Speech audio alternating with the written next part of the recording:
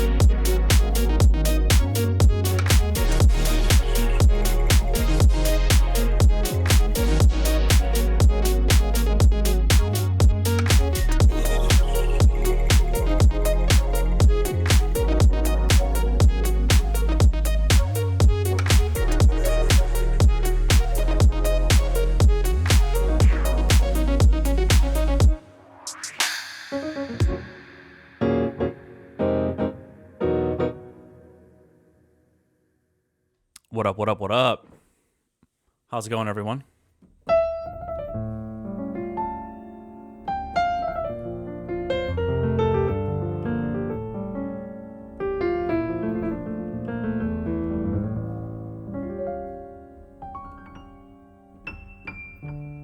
Yeah, somebody beat you today, Cindy.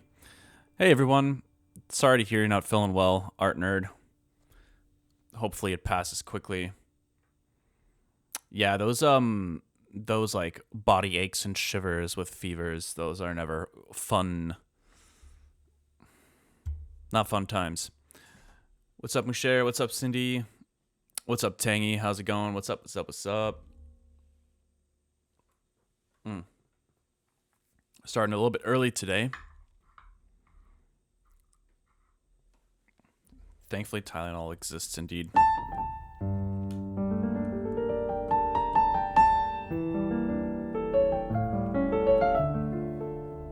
Isn't it crazy how much of the human experience is relative?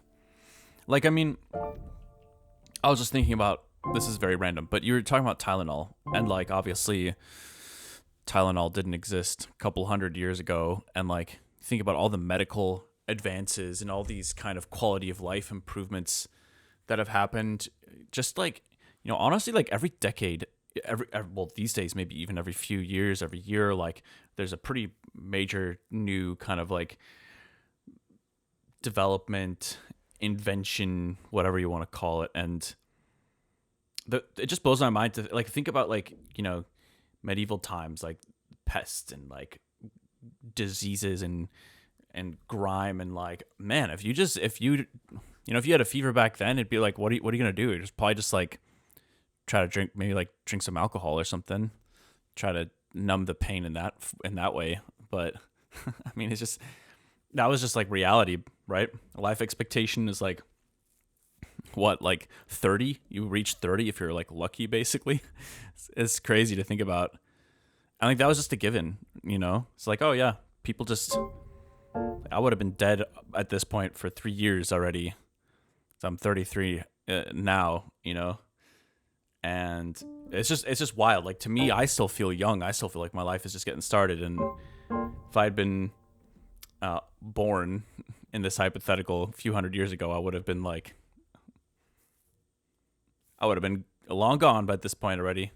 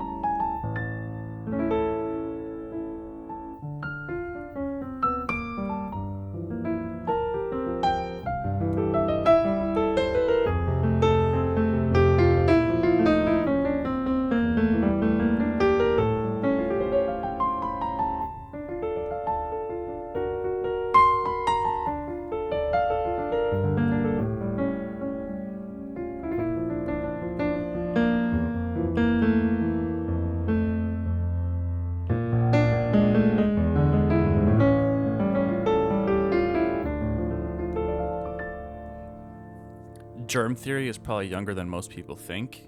Yeah. Wait, that's 1900s, I'm pretty sure, right? Sometime. Is it like it's after the 50s, or am I tripping? Hold on.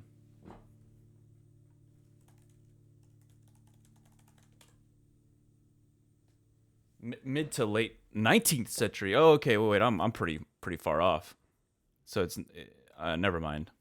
I'm like 100 years off. For some reason, I thought it was 1900s.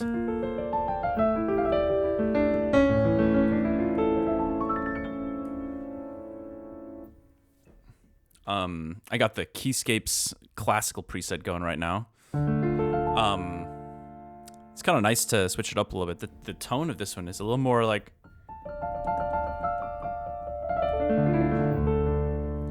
sounds a little more, I feel like you can just play, I don't know what it is about it, but it definitely feels like it lends itself more to classical playing.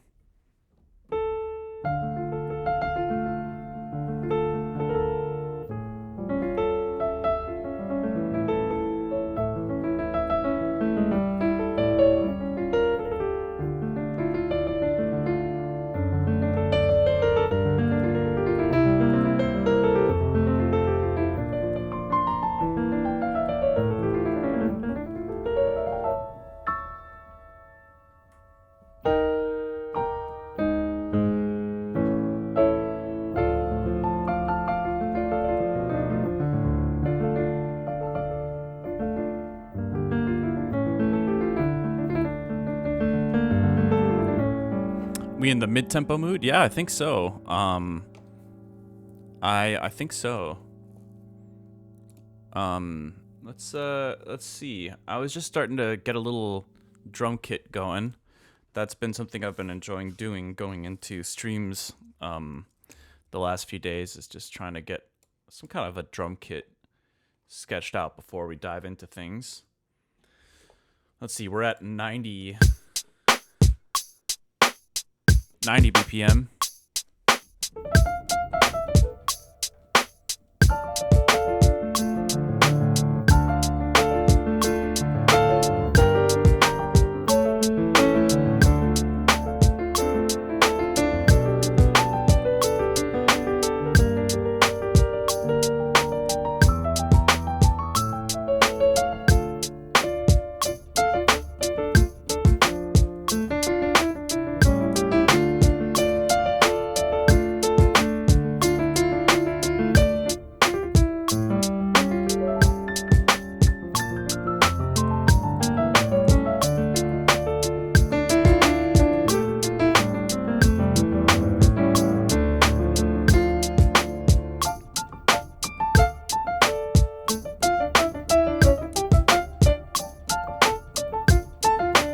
I forgot which piece that is.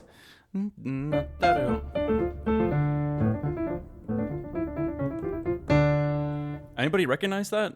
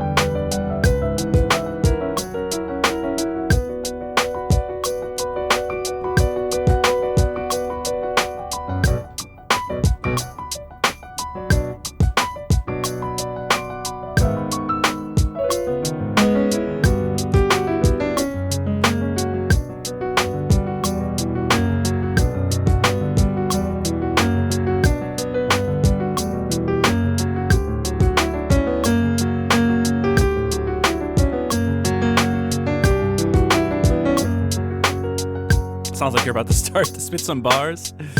Yeah, that's one thing that probably isn't ever going to happen on the Haywyre project. I don't know about in general in my life, but rapping, pretty unlikely.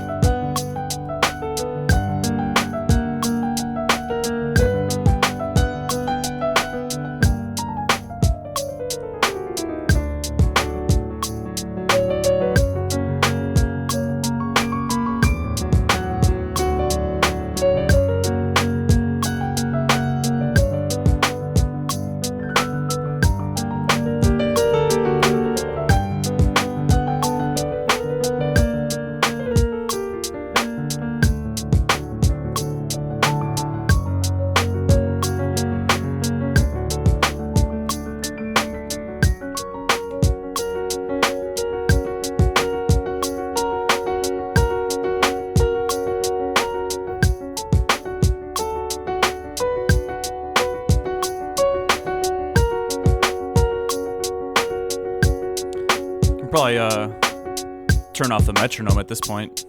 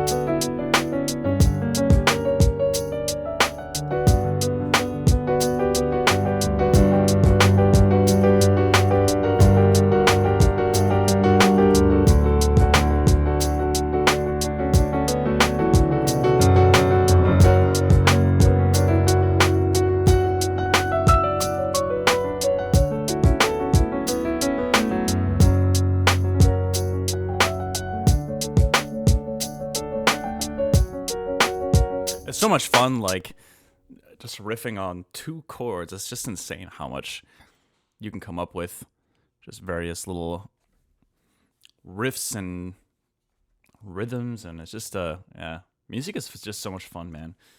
It's mostly just playing 2 chords the entire time.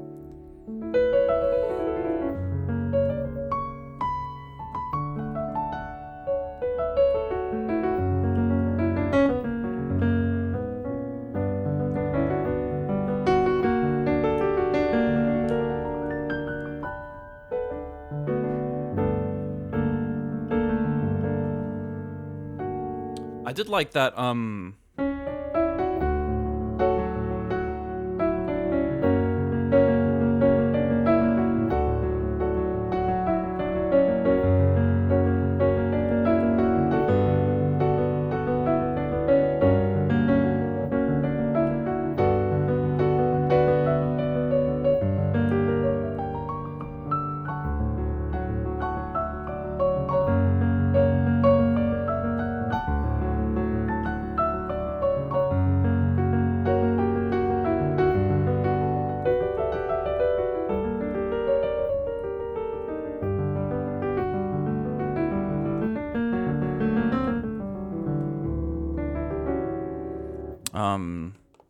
maybe we could do something with that.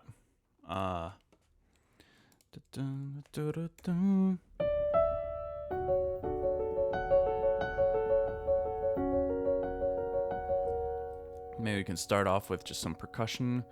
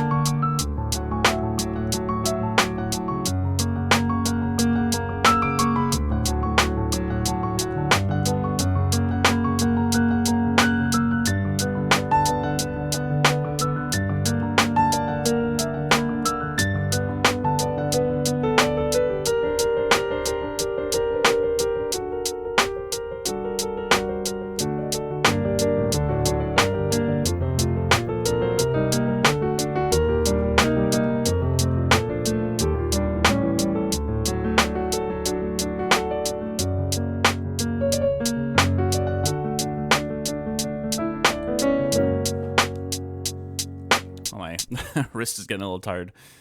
That's how I know that I am not at the top of my game. That should not be that hard to keep up.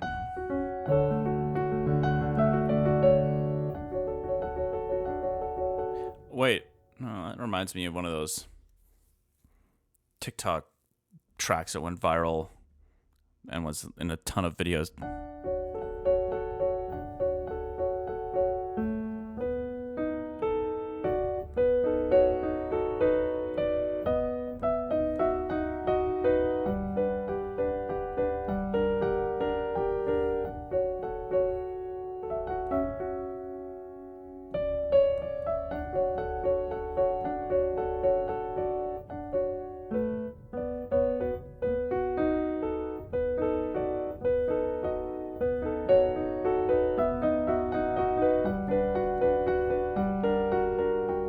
Oh, Undertale. How did I not know that?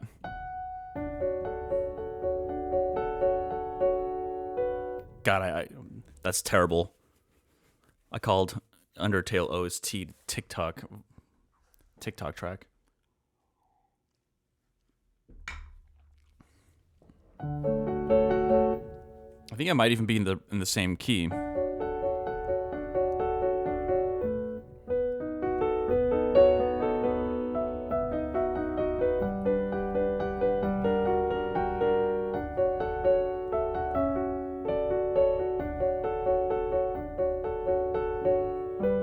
Okay, anyways. So what are we doing? We're kind of playing around with these.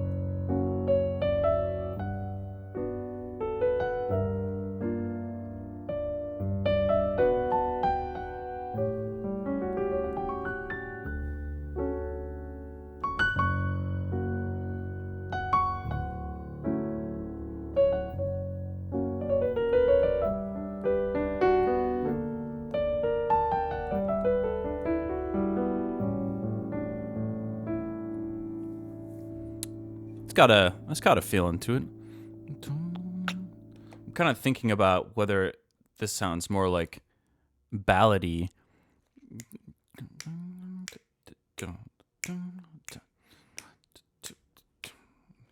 I don't know.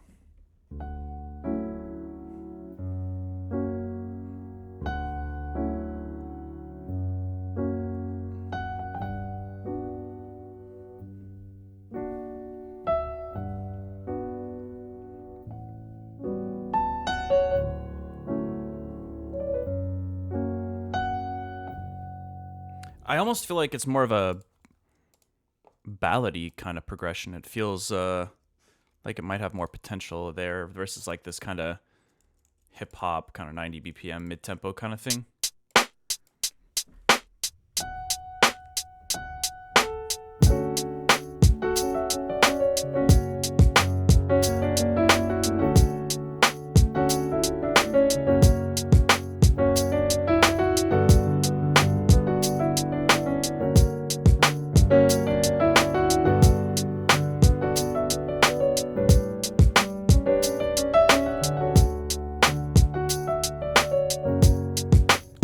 Kind of like it better for now, maybe just as like this little waltz type tempo thing.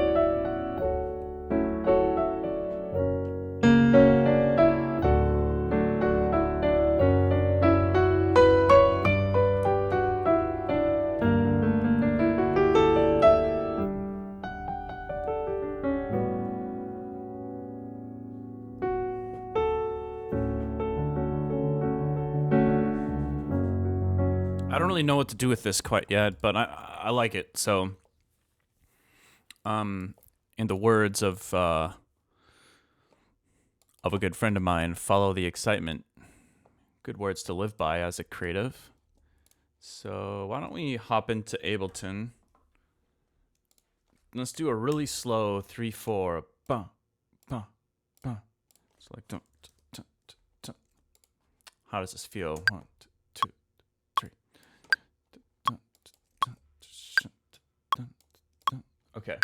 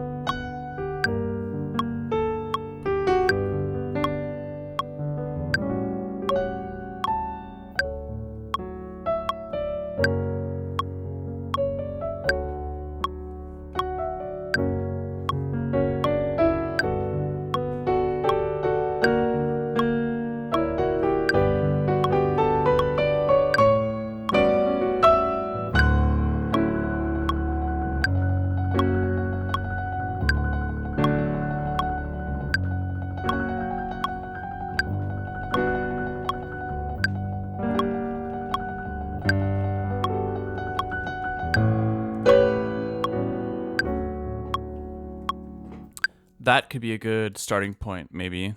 So we have like a little bit of an intro vamp, and then like a melody, and then kind of a more dramatic section. 1, 2, 3. 1, 2.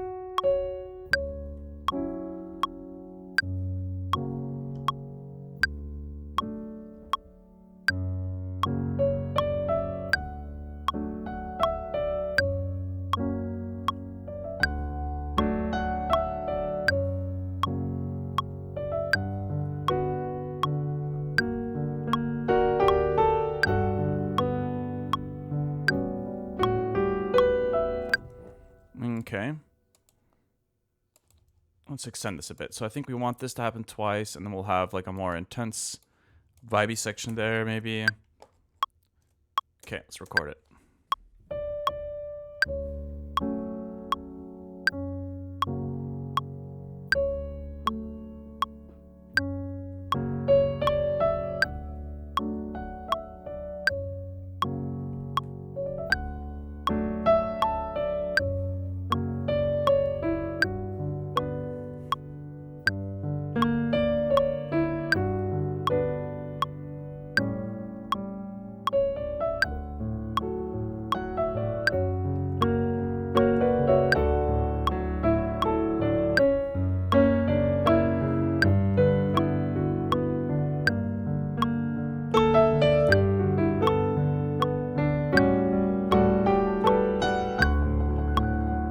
I forget how I got to that.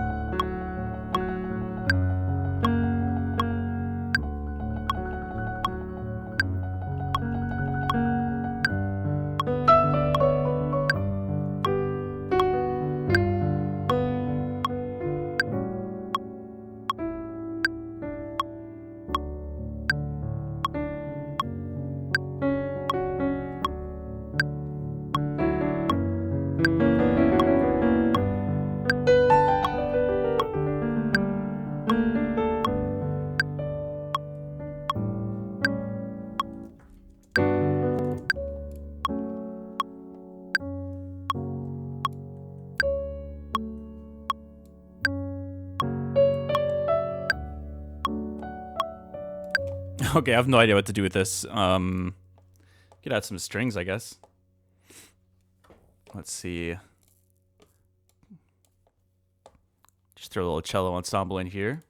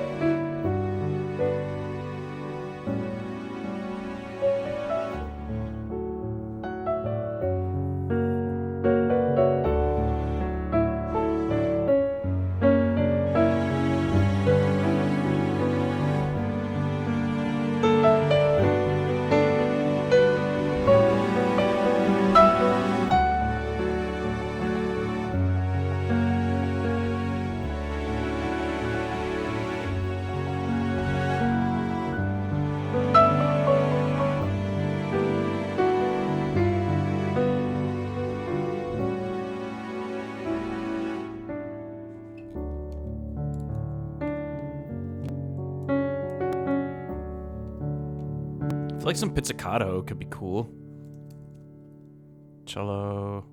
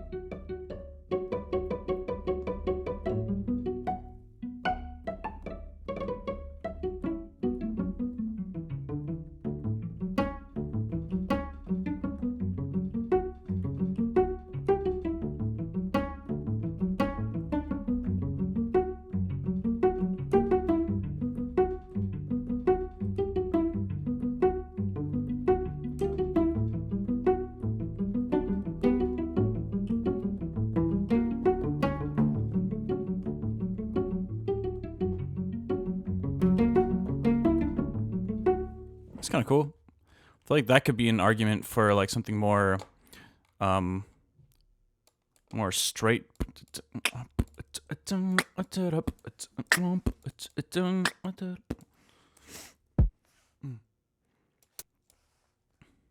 So we could do something like.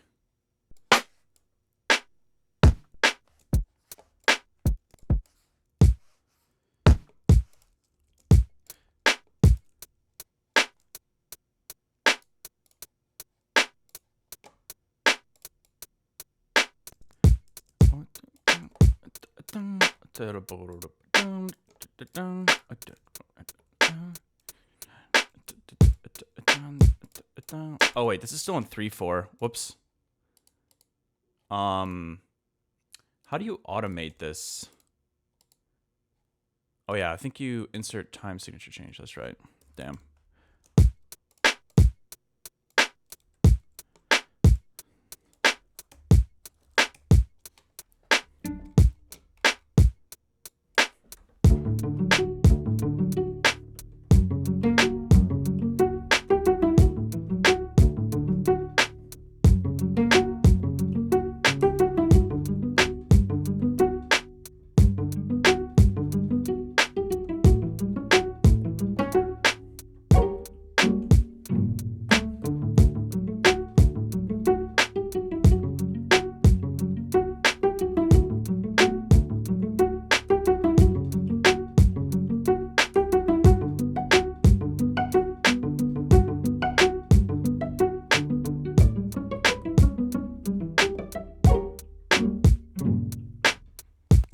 I don't know.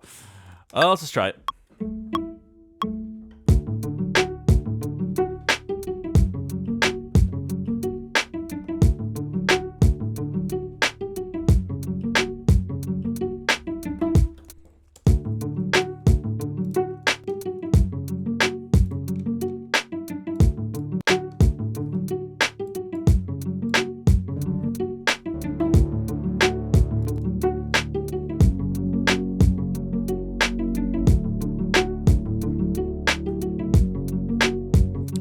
Haywyre, you're a musical genius. Hey, I would never consider myself that, but I appreciate the compliment regardless.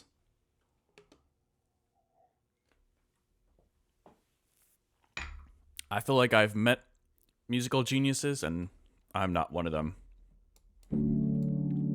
But I do have a good understanding of music. You know, it's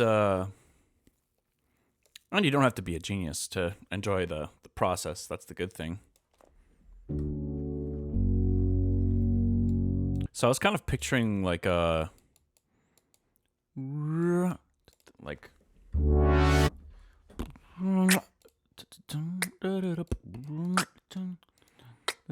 maybe something like this. 3.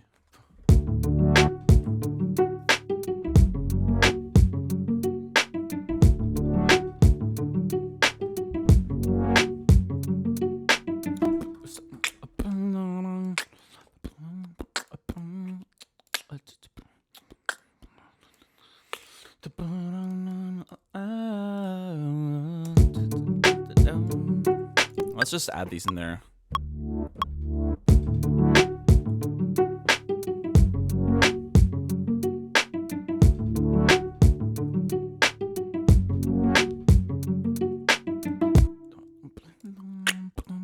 Okay, and then I'm picturing those other chords popping in there.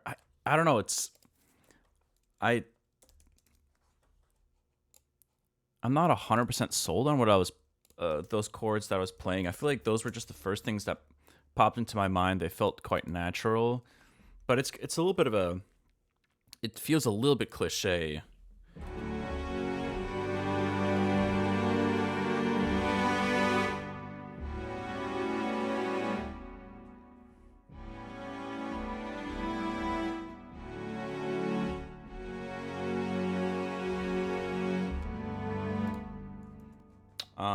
Let's add a staccato layer in here.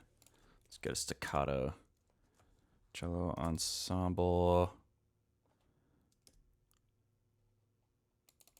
And we'll make this version staccato. And let's see what else we can come up with here.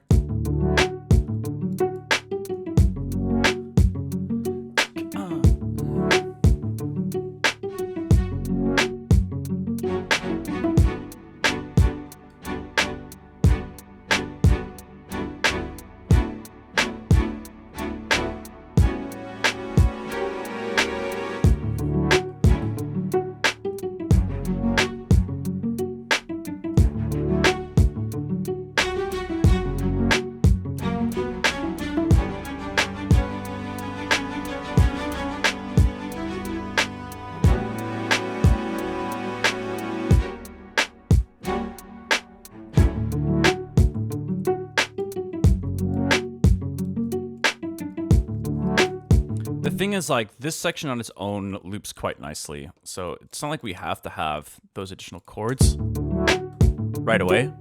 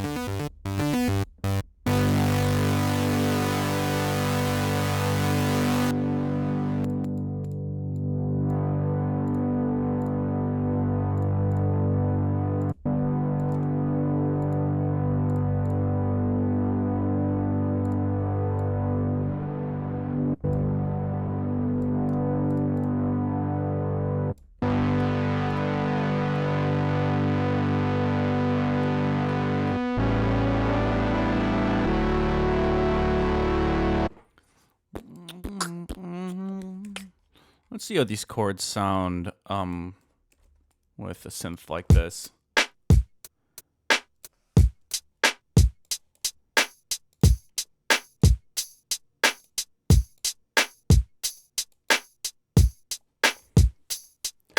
Let's also make sure we're grabbing that the dummy here from the right group. Let's see, dummy pre-effects.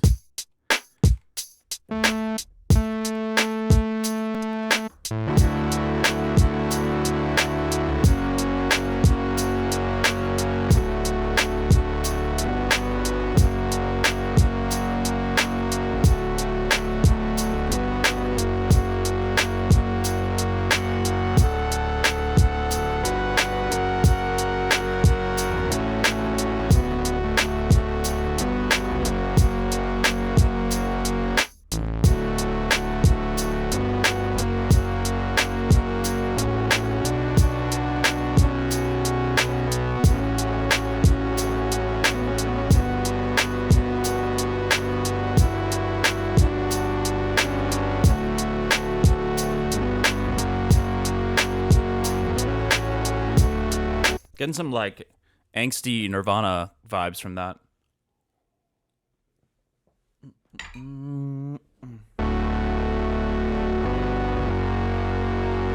Hey, can you help me understand what you're doing with that dummy? Yeah, this is just my preferred way of arranging my templates, where I just have I have a couple of drum kits. They're just drum racks in my template files with, you know, one drum rack with all of the sounds that I want, and then the other chain here is just a dummy that triggers with specific drum sounds. So basically I always clump kind of like my main kicks and snares in a specific area, and then that means those are always triggering the dummy, like you can see here. You see how the perks and stuff, they're kind of triggering up here, and you can see that the kick drum is triggering down here with the snare. There's a bajillion ways to do this. This is kind of my preferred way. And then what I do from there is I just pull that specific dummy, which is being muted. So you obviously can't hear that in the like in this group, but then I just take that dummy pre-effects. So that means that it's not being muted. That's being routed into these 3 channels here, which it might seem silly. You know, why do you need 3 channels of the same dummy? But it's so that I can send those all to different sidechain groups down here, or sidechain tracks, whatever you want to call it. They're not really sends. They're just tracks that I send anything to that I want sidechained. So I have like 3 groups that I have in my template right now. The first one is like a low latency sidechain that I can use for piano, so that, like, you know, if I'm jamming out, I don't have to deal with, you know, a bunch of latency. So there's like no look ahead and that kind of stuff on the low latency one. I have a high latency one that's usually a bit more intense for, I don't know, maybe drop sound design, bass sounds, and that kind of stuff. If, you know, things are getting a bit louder, I want the drums to potentially sidechain stuff more. And then I have this multi-band sidechain here where I'm using Pro MB to do just like a quick and dirty, it's just 2 bands. So I just have, I use this sometimes for vocals where, like, you know, maybe I don't want the high end to be sidechained quite as much. And this is all being triggered off of the same that dummy in the drum rack, right? So it just makes it a bit more convenient for me. Like, I like playing my drum sounds in MIDI, you know, and I feel like that is just my preferred way of organizing everything. And yeah, so that's kind of the gist of it. I think that at one point I had a soothe sidechain send or track in here as well, but yeah, it's not that important. And then the other thing too is, like, you can kind of alter, you could add effects to the dummies as they're being sent to the different sidechain tracks, but I've not really done that before. I haven't really found a use for that. Most of the time I just adjust the settings in the sidechain, and that seems to do the job. And then that's pretty much it. I feel like to many other producers, that's probably super unnecessary. Like, I used to, in FL, like, I used to just have like a dummy track. But the thing that got frustrating to me is to always have to reprogram the dummy track based on how you're changing your drum patterns. So this was my workaround to make it a little bit more efficient, where, you know, the drums you're programming are automatically influencing the sidechain settings. But yeah, anyways, okay, tangent is over.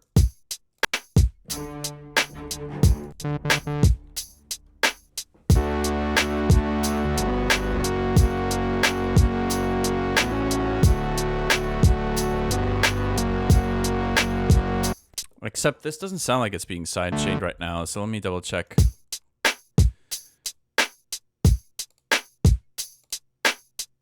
Yeah, it's being sent in here. Oh, it is being sidechained. Never mind. I'm just deaf, I guess.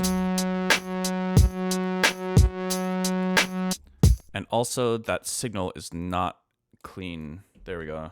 That should be a bit better.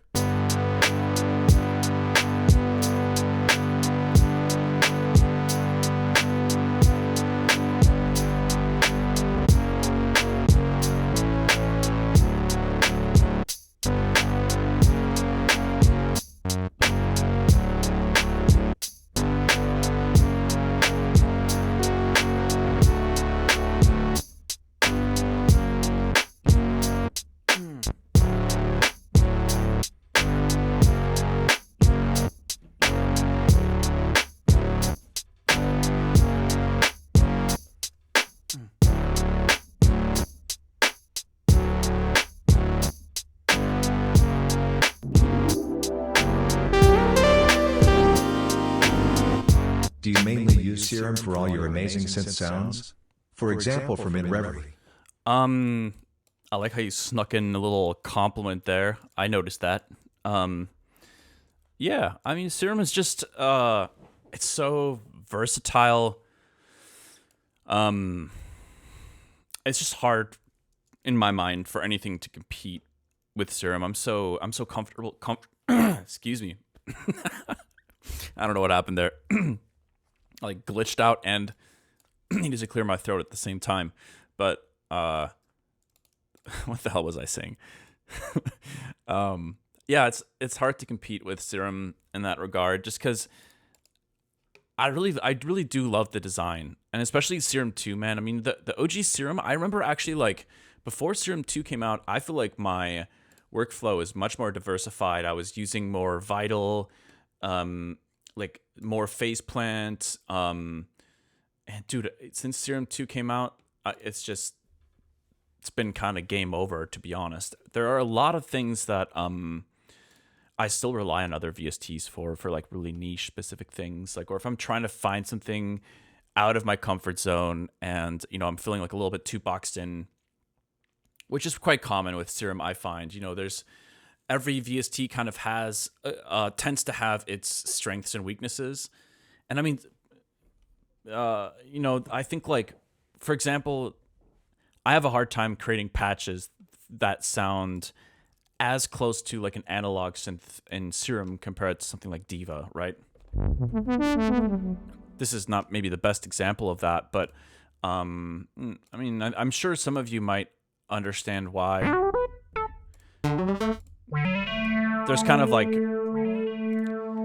some niche stuff where it just is hard to get specific kinds of like results, like in Serum 2, but part of that doesn't have to do with, let's say, Serum not being capable of it. Part of that is just like my incompetence, right? It's like, I think if I really wanted to, like, if you see people like Virtual Ride or AU5 using Serum, it definitely feels like they can pretty much create almost any sound that they would want to create, or at the very least recreate something quite closely.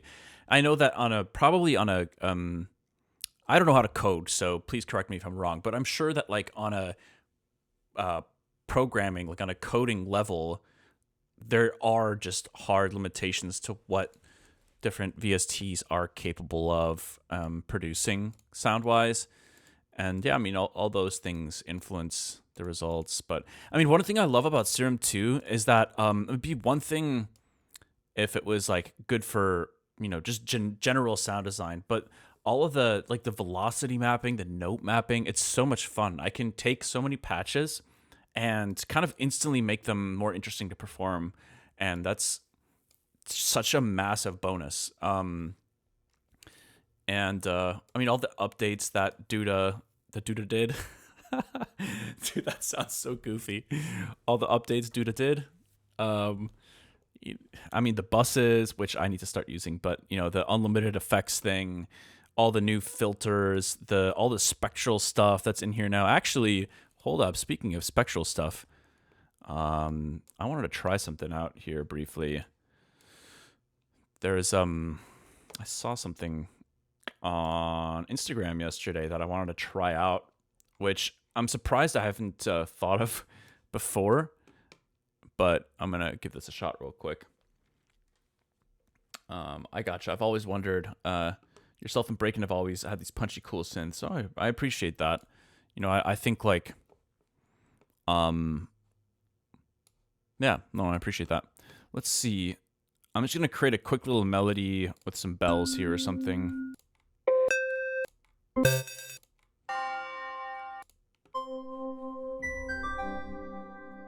That sounded like some kind of notification or something. It is time for your nap.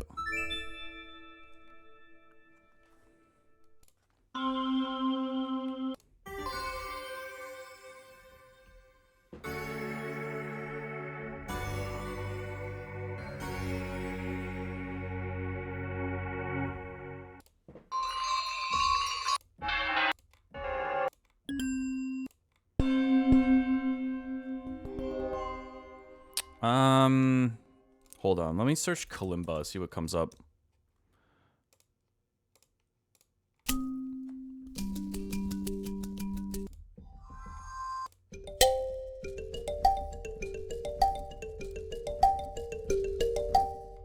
I'm gonna try to create a loop here that...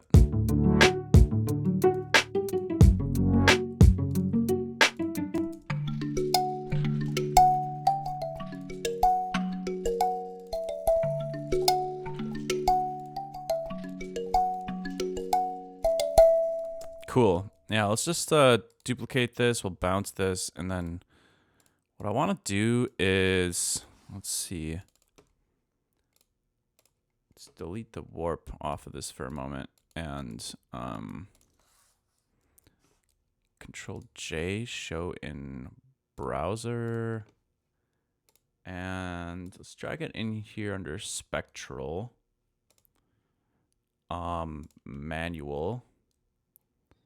And then let's add a macro to the position here. And then if we just add...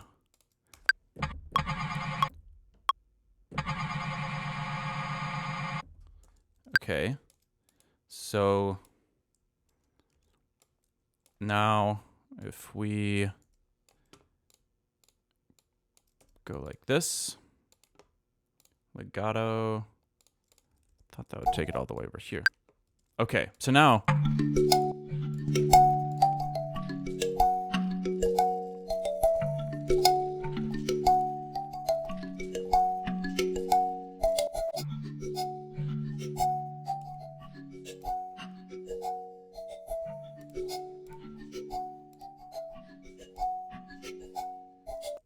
it's kind of cool, and then you can add the spectral effects and stuff on here, which is pretty rad. Let's see, so like gate.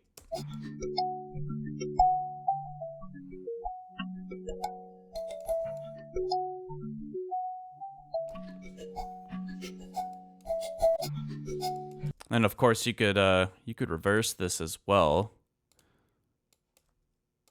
by mapping this.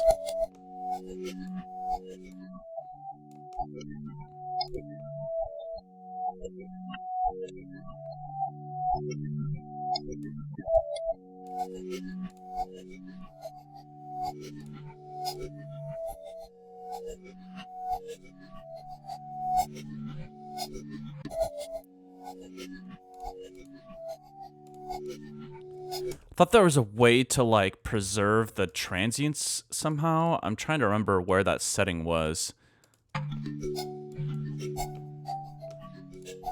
Oh, here we go. That kind of works actually.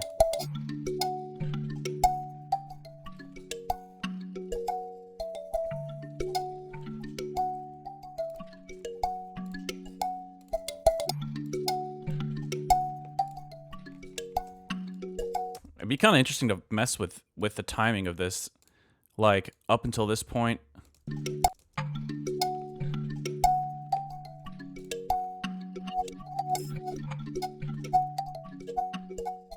Whoa, that's actually really fun. So like,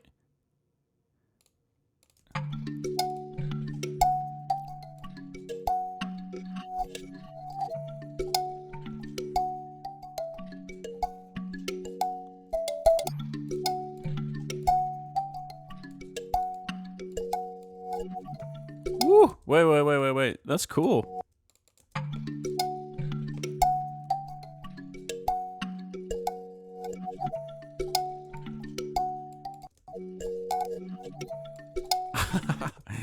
Wait, this is actually really, really fun. Imagine all the different ways and just like dragging and dropping different loops you've made in there like that. What a fun way to like experiment with the sound.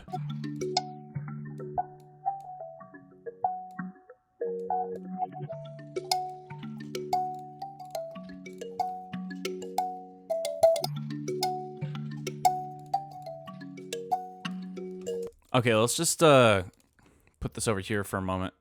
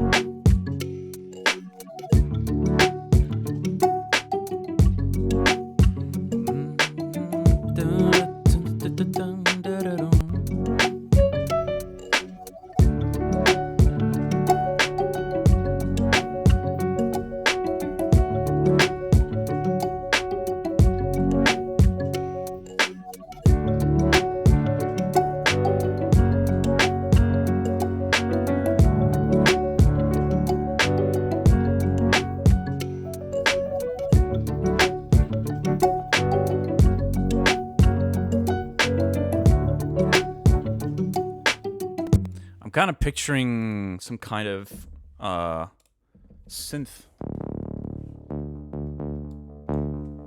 like kind of like hearing like a brass.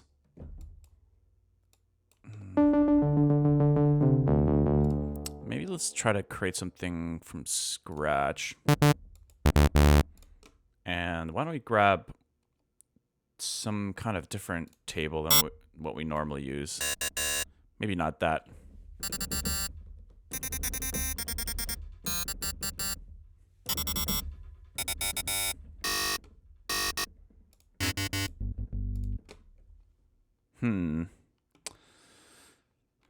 I don't really know these by heart, so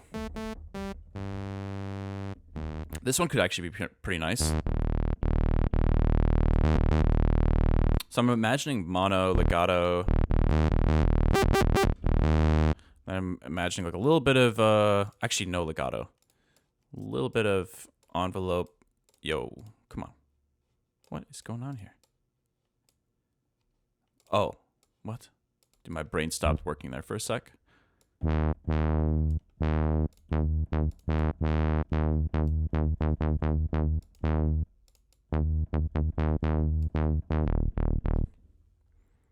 So,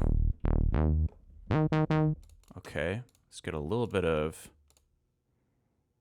asim and then some reverb on the higher notes.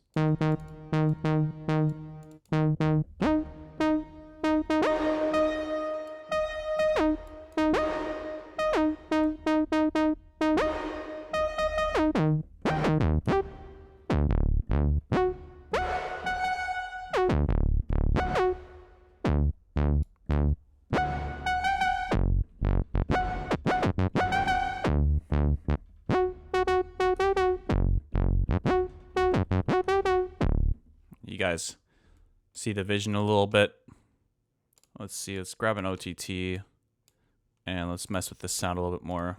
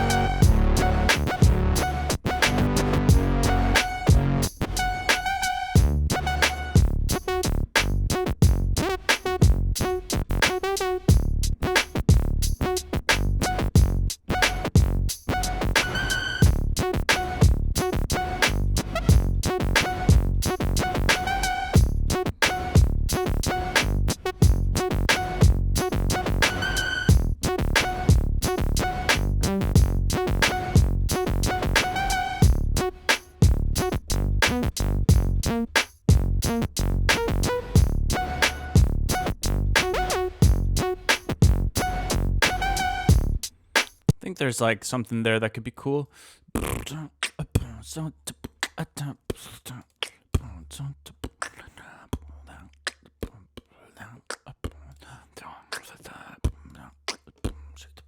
me try to simplify the chords a little bit.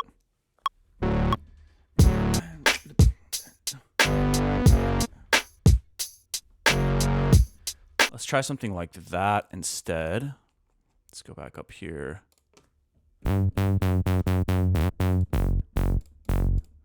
And let's add a little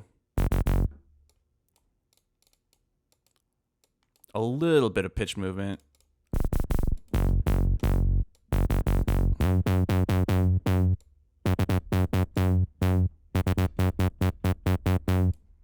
Okay, then maybe we add the diffuser as well.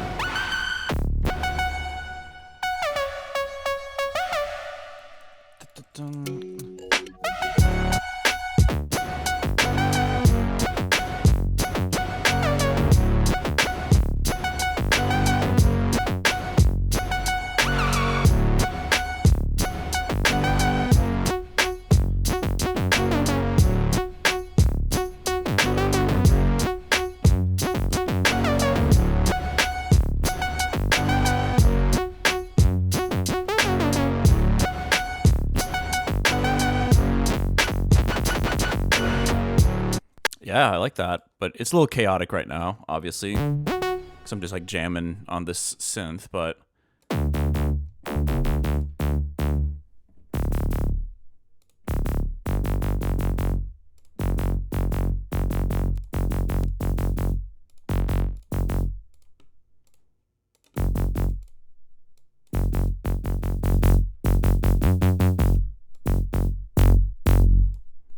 let's try to automate this a little bit as well, maybe.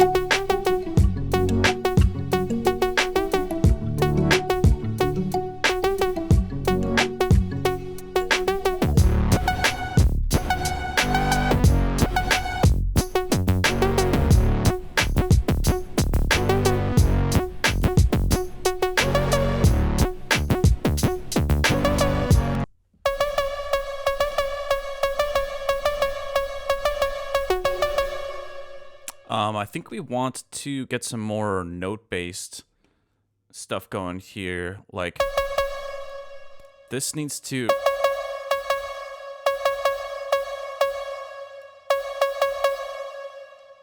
Wait, what?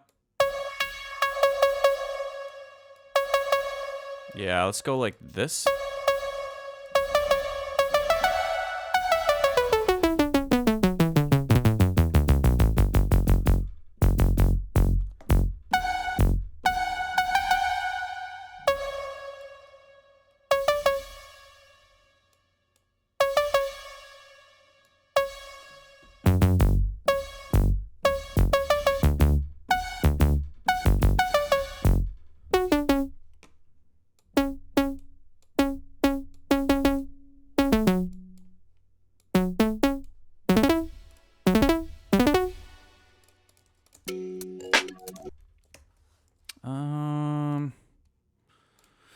Kind of picturing maybe like, maybe we can try to build up a rough little. So there's this intro groove.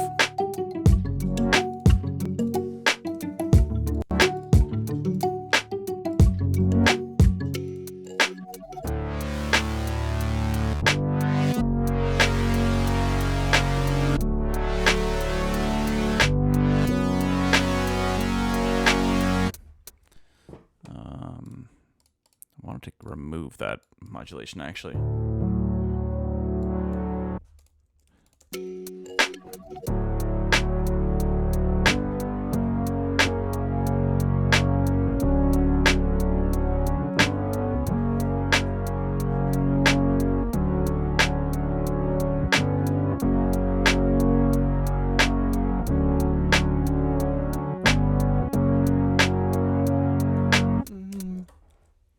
Close your heart, you might find it synced up. Yes, you might find it synced down upon and to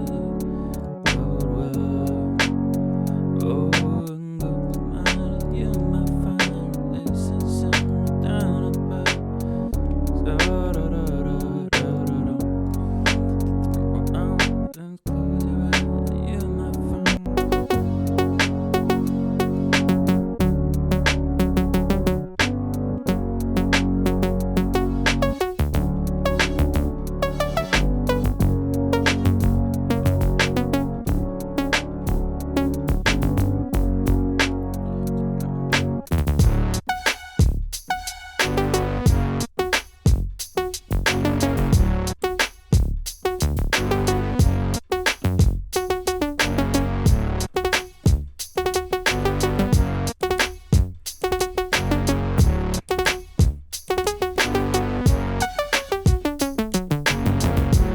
That's kind of cool.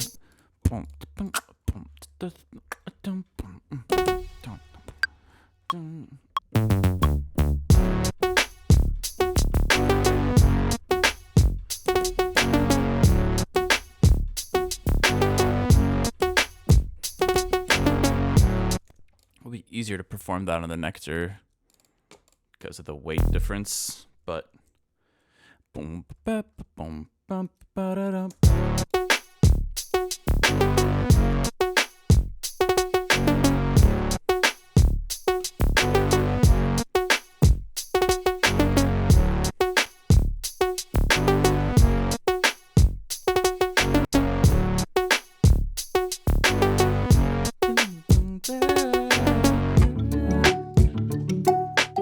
I should probably save this. I looked over at the chat. Boy, if you don't save this project. All right. So here's what I'm going to do real quick. 2026 sketch journal. What is this? 0526 2026. I don't know what to call this. It is kind of mid-tempo tech.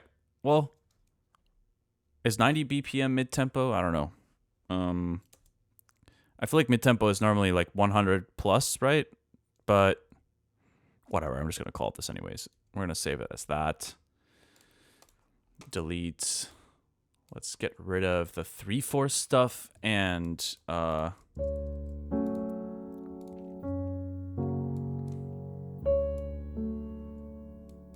you know what? Actually, here's my plan. I'm going to delete all of this and save this as a separate thing. We'll call this the piano waltz. It's like it's got that 3/4 ballady vibe. We'll just render this out super quick, and then we'll get back to working on the other track.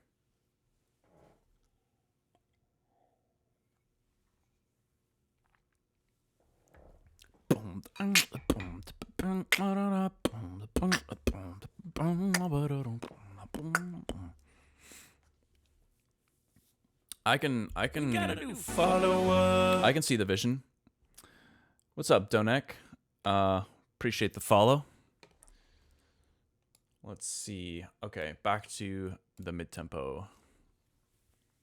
And then we can just delete all that 3/4 stuff in the beginning. And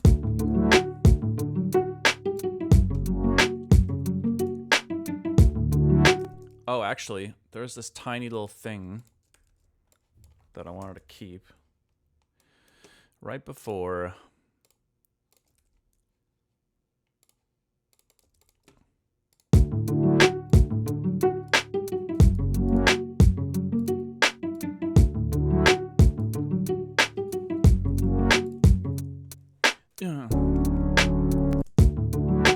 Why did this stop playing? Oh, I think I messed up.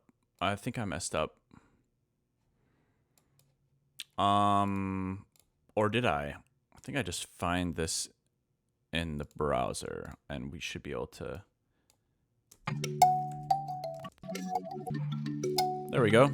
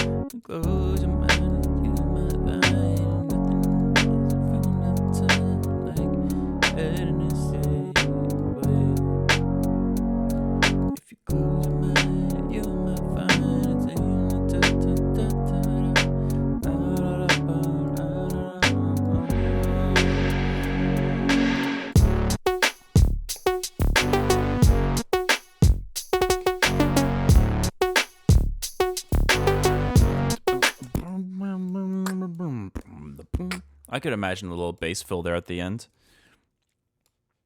Let's see.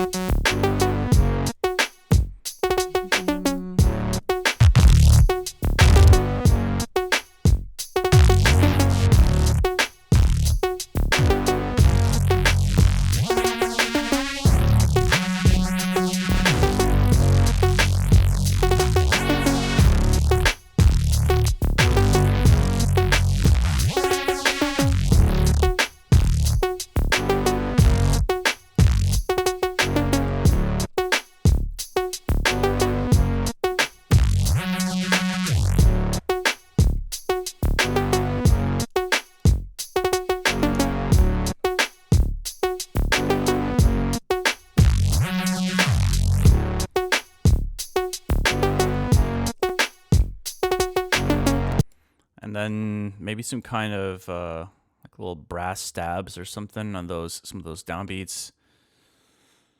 Somewhere, somehow, some way. I don't know. I feel like I didn't like this patch, but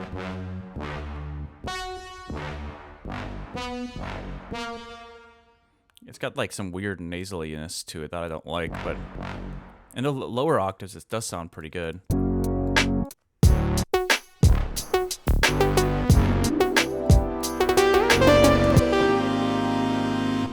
May I request that the lyrical content of this song have something to do with your third eye or crystals/shapes? Because Team Assure has the right idea, and your singing made me think third eye. Eyes emoji. Interesting. I'll definitely consider it. I think like one thing I've seen a lot of talented musicians ascribe to when it comes to trying to come up with lyrics for songs. I've heard Porter Robinson talk about this. I've heard Tristan talk about this, and I feel like I kind of lean in that direction. So most of the time when I'm trying to write lyrics is like you just work with kind of like phonetics and rhythmic pitch related kind of randomness until different phrases and words start popping out to you, and then the meaning kind of gets strung together from there. You know, that's kind of what's worked for me the best in the past. Like when I try to, let's say, take like a different approach where I'm writing all these words down that I feel like are these lyrics look really good on paper, and then it's like I'm struggling to try to find a way to get them to match the song. There's different philosophies there, right? I think the idea is that like if you're servicing the song first and foremost from a listening standpoint versus, let's say, like a lyrical standpoint, there's different kind of philosophies there. I mean, I think like the best singers and lyricists can do both at the same time, but I am neither a good singer nor a good lyricist, so I feel like I can only do small things. Like for me, I feel like what's worked best for me is little phrases, not even like full top lines, just little things. Like Never Count on Me or Do You Don't You, where I have like essentially like almost just like a hook or like one verse or something like that. And then that's all there is lyrically. When I try to do too much, I feel like it falls apart for me a little bit. Like in White Lie, I think I did a decent job. I don't think it's bad. But I definitely think if a more talented vocalist had done that, maybe it could have been even better. But anyways, so that being said, I'll take it into consideration. Just saying, like, I think I need to stay open-minded.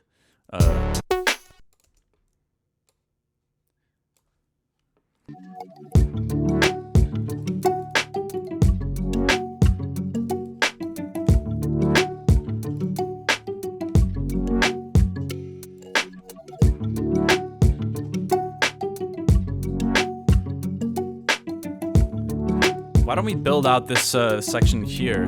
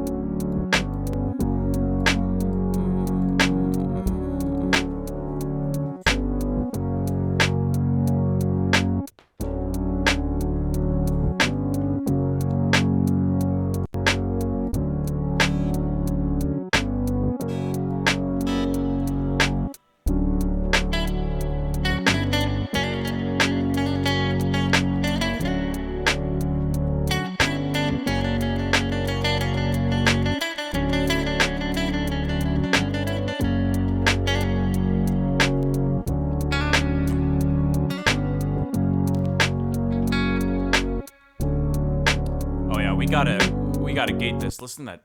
Oh my god, that noise that's terrible. That is terrible.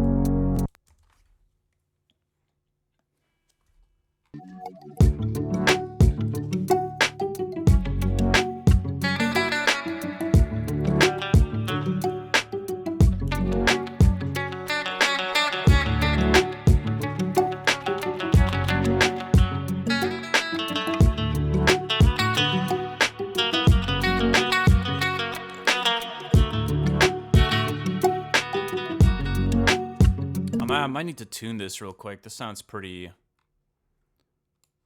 off, but this guitar is also just not in good shape.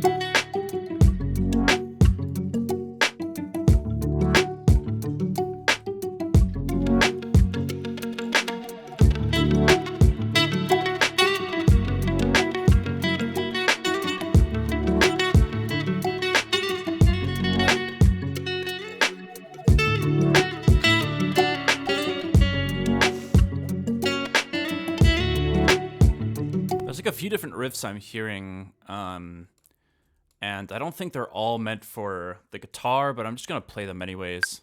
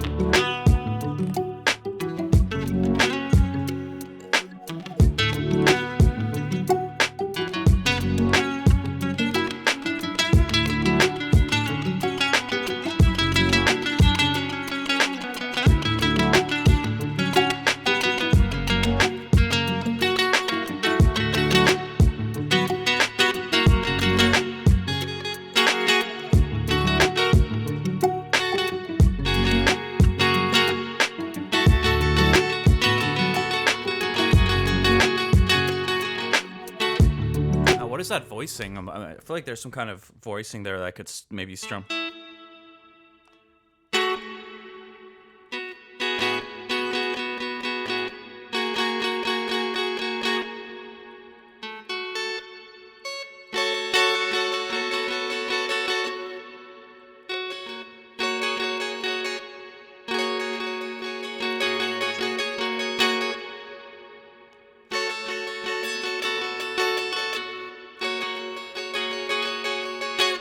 Okay, whatever. I think we have enough ammo in there. I'm not really stressed about trying to get anything else to chop up.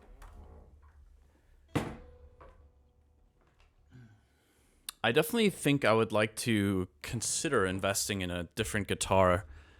I bought that in 2017. Yeah, I think is in not the greatest shape anymore. I've gotten it repaired a couple times recently, and I mean, the impression I got was that there's not too much that can be done at this point. But I'll have to do a little bit of a deeper dive into guitars. Maybe there's something I can replace that would help, but I don't know. Might be worth just considering something different altogether. I don't know. We'll see.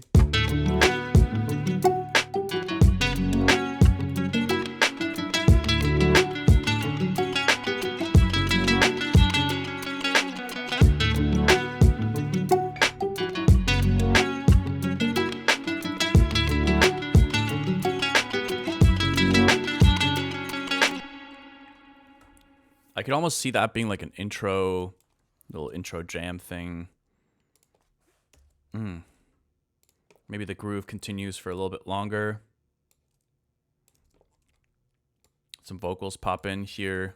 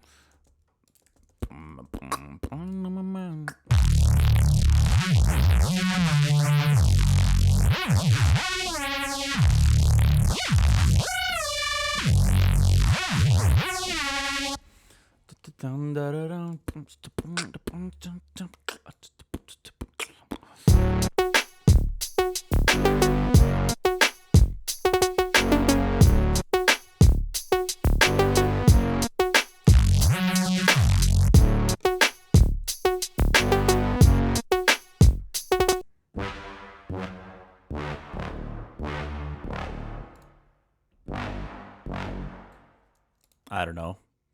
Sounds a bit cheesy to me, but let's try it.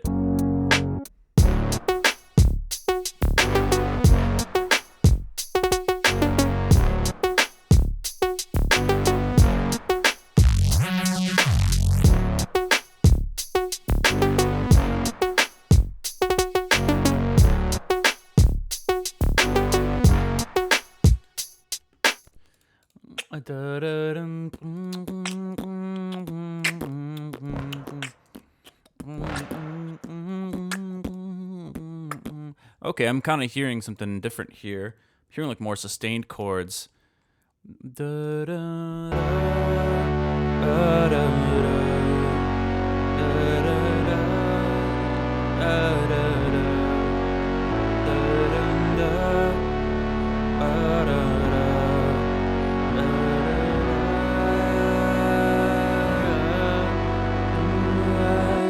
And then back to the intro.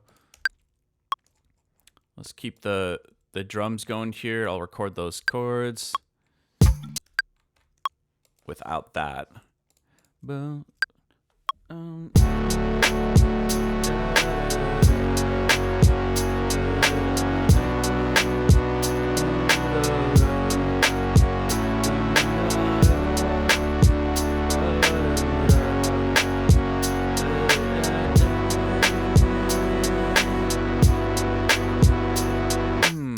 I think we want one more chord there at the end. I didn't know in the moment what to do.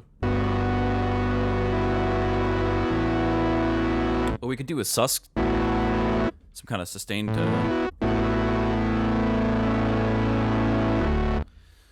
Maybe. Let's quantize this.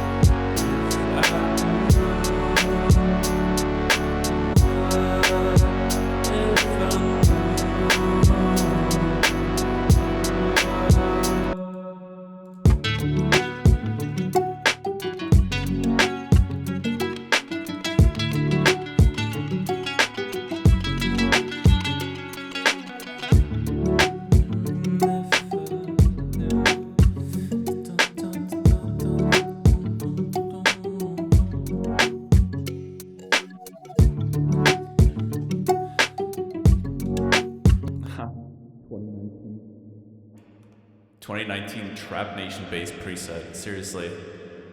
I know that's why I was kind of not feeling that there.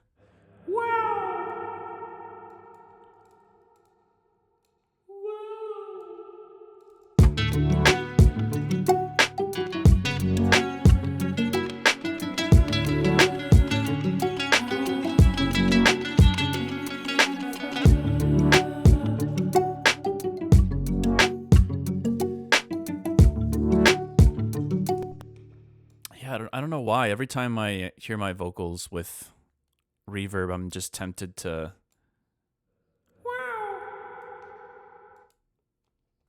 It's just.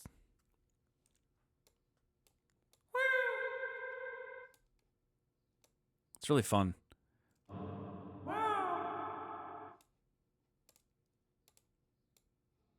It'd be cool if we could just add effects to our voice throughout everyday life. Just while you're conversing with someone over a cup of coffee, just like really emphasize a random word. Damn, this coffee slaps. Yeah.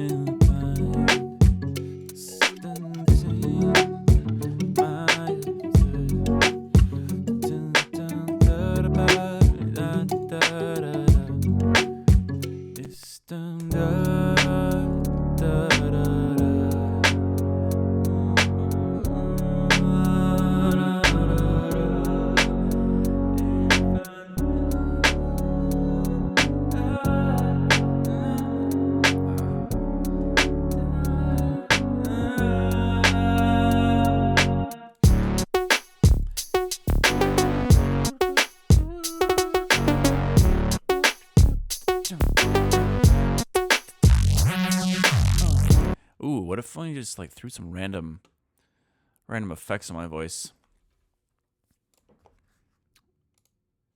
Let's throw some devious machines.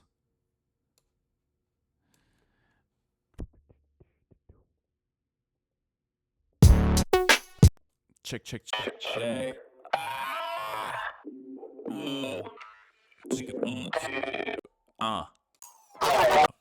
Wow. Yeah. Wow. What is happening?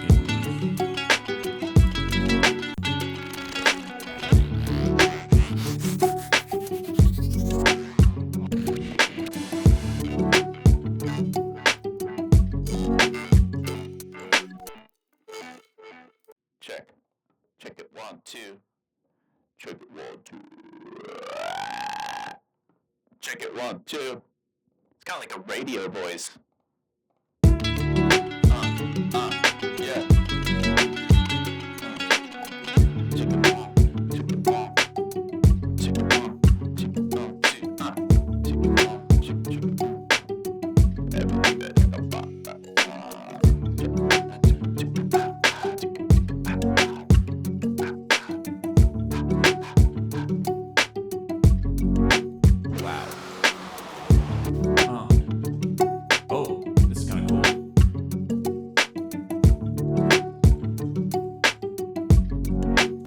Hello, this is Haywyre. I'm actually right behind you right now.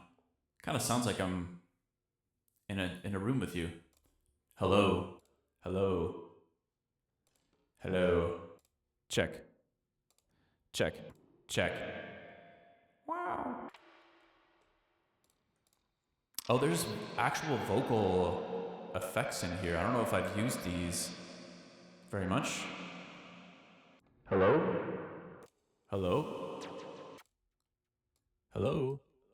Whoa.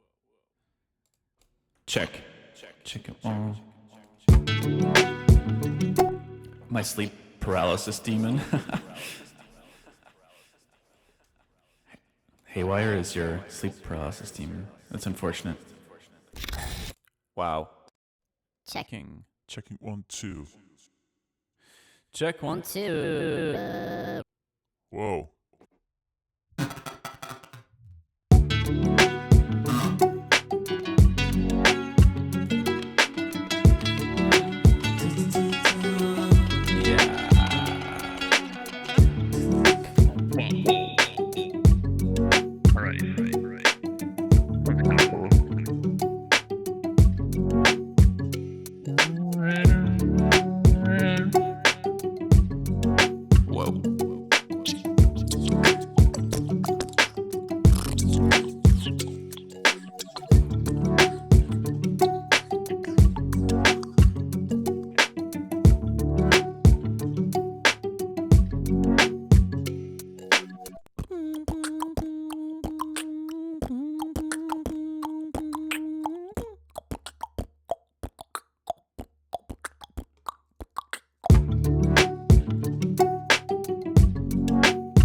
Okay, what am I doing? I'm kind of playing around a little too much right now.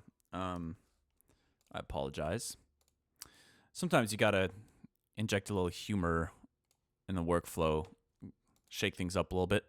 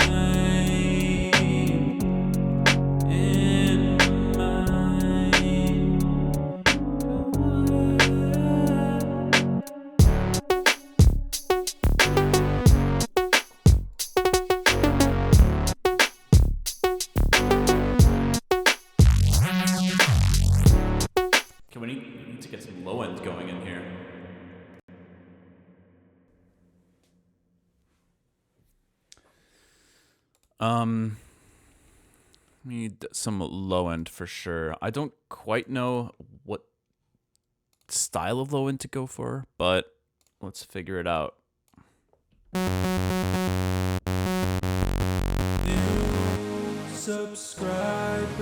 Yo, in my mind. Yeah, it's one of those phrases that I feel like is easy to riff on. If you had to guess, how many songs are titled "In My Mind" or something to that effect, like "In My Mind," "On My Mind"? Like, there's got to be at least like 500 songs, plus. It's probably in the thousands, if not tens of thousands. Not counting AI music, that's not fair.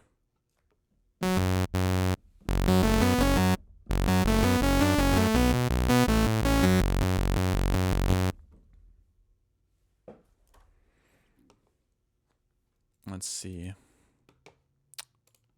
What kind of low end are we going for here? At least 32. Yeah, that's a pretty safe guess. At least one. There's at least one song out there for sure. I mean, I can think of a few right off the top of my head. Diplo and what are they called? Sidekick, In My Mind. And then Gigi D'Agostino has a song called "In My Mind," I think. I mean, it's not too hard to think of those. There's plenty of songs like that out there.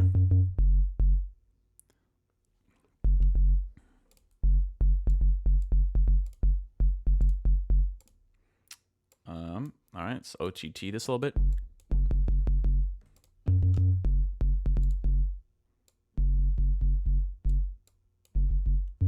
There's also a really cool Pomo track that I love called "On My Mind."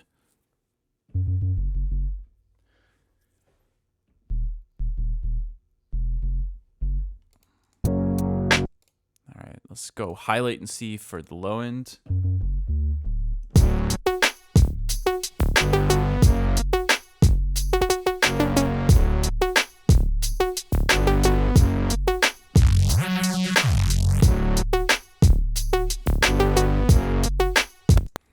Cool. All right. Let's get rid of some of the lower mids in this patch and a low end.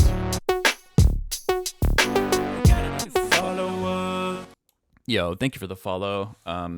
Shoyo Henrique.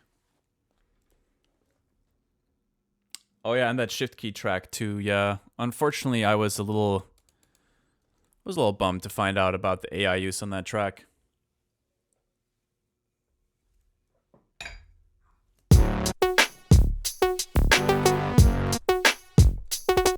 It did bum me out a bit, I'm not gonna lie.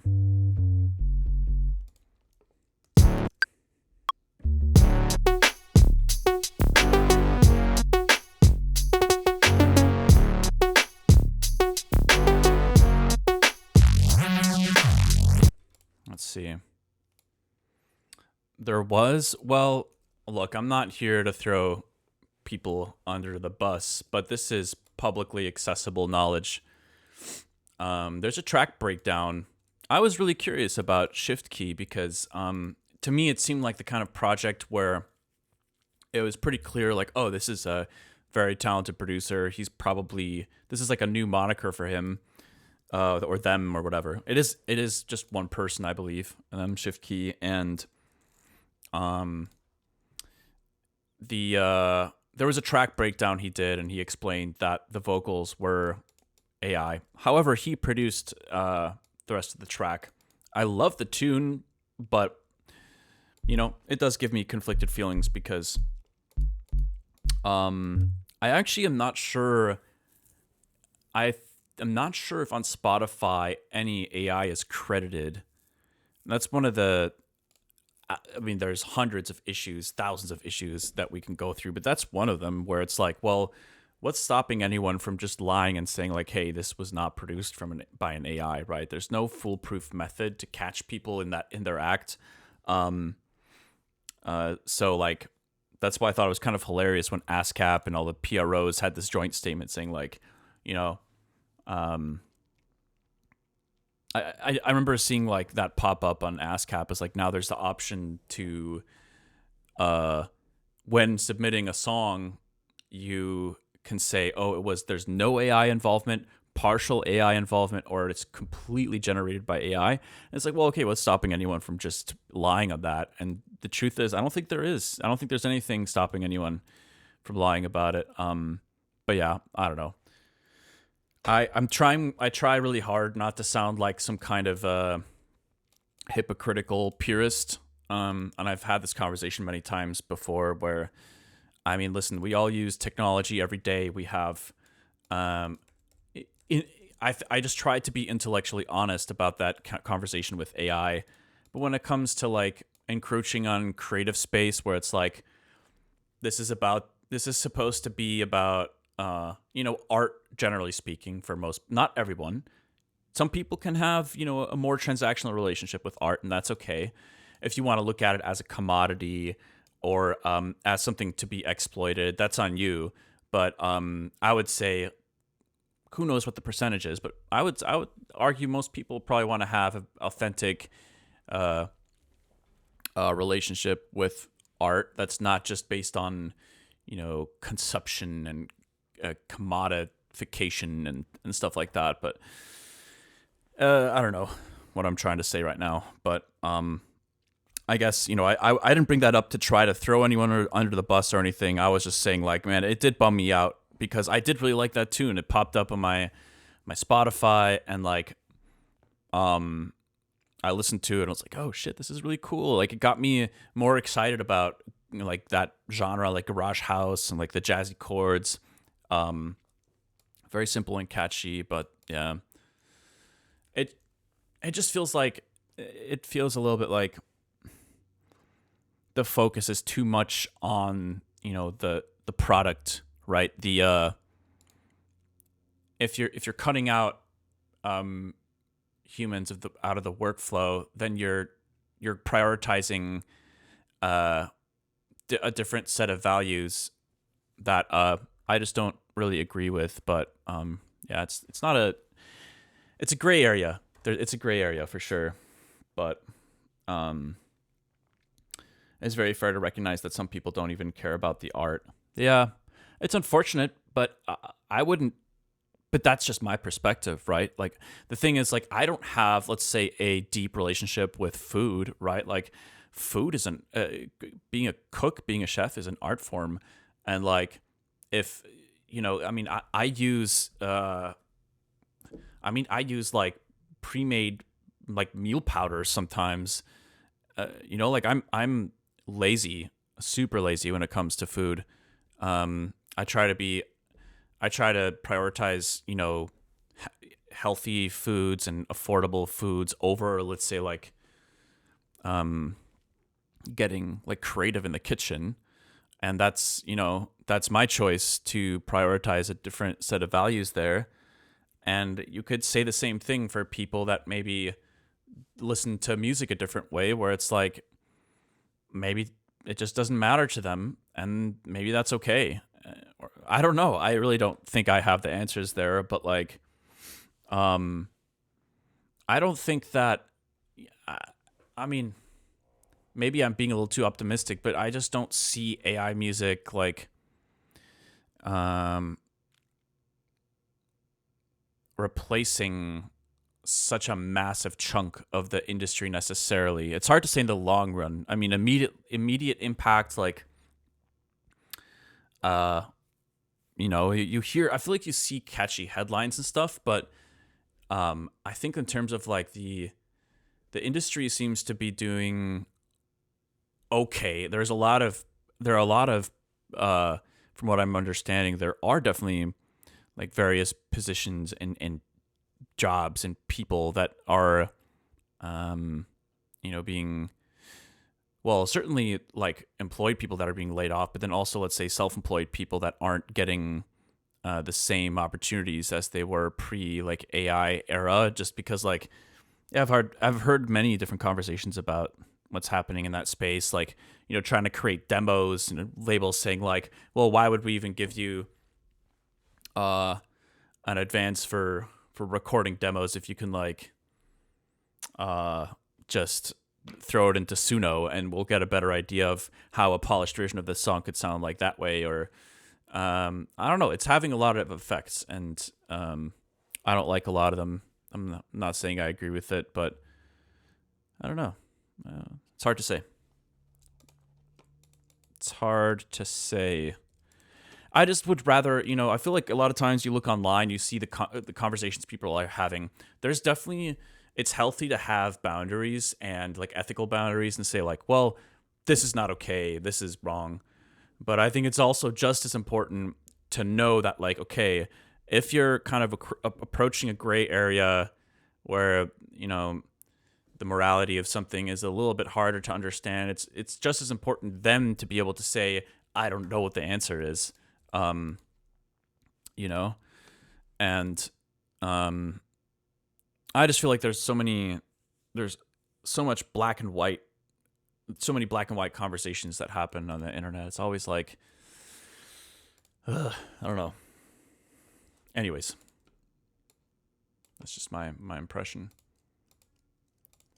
On occasion, though, you definitely see like more nuanced conversations. I think like part of the issue is that a lot of it is like engagement baiting, rage baiting, and basically like every algorithm kind of benefits from that, right? So it's kind of natural that stuff rises to the top, but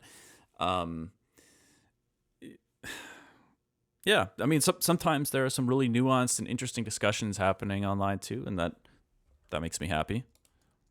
I would always rather have a conversation that helps me understand something better versus like have a conversation just for the sake of being right or something like that, right? But I say that now, but no. I have been a full-time designer for years, and with AI, I've become a project manager. The deeper the corporations pushed the design on teams, it became soulless. Over the past few years, I've gone back to producing ever since we saw first video and image generation blow-ups. Interesting. So you've been pushed out of that role as a designer and become more of a project manager. Am I understanding that right? At least you can still learn from producing with samples unless you don't process those yourself. I've had a few friends that genuinely don't care about music. I always thought that was so strange. Right. I've met plenty of people like that too. There's people like that out there, and that's okay. I would never force. You can't force something like that on people. Right. I would hope you can't, at least. Again, like with my food example, food is absolutely an art form.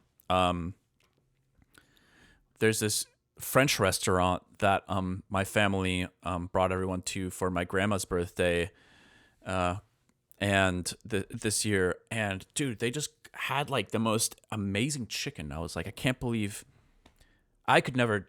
Well, maybe if I spent enough time, I could maybe do it. But it's such a simple dish. It was like half of a chicken breast, and I was like, this is just so incredible. And it was cool to see something so simple done so well. That's obviously it's an art form, and it feels like a decent example because it's like, well, I don't have that relationship with food. I tend to I don't really get that creative with my meals. And I feel like that should be okay, to look at it as you don't have to look at it as a passion or as a creative thing. It can just be something you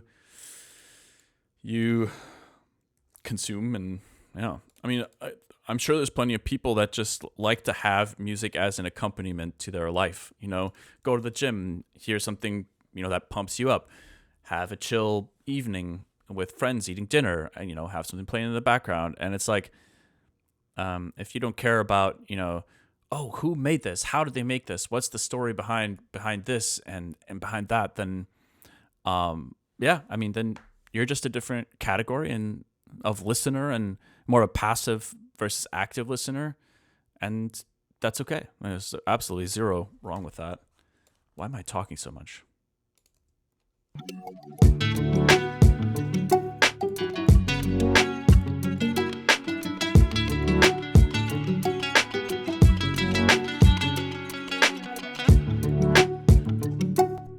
So let me try to browse through this take a little bit more because I did like some of this, but I think there was something else. I had several riffs going here.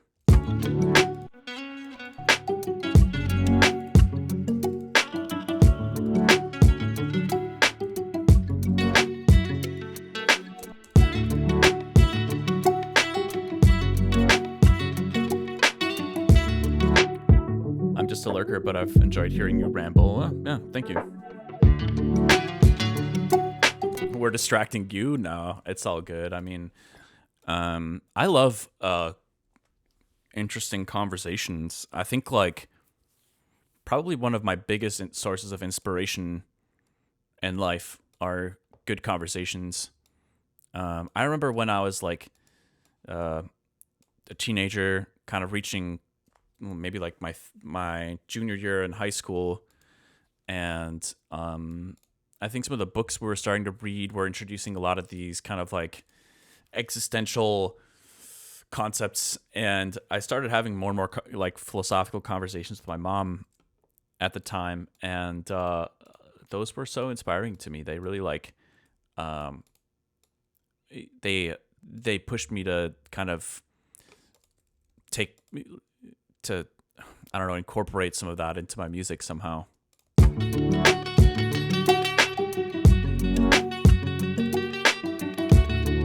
Ooh, I think this one we could have.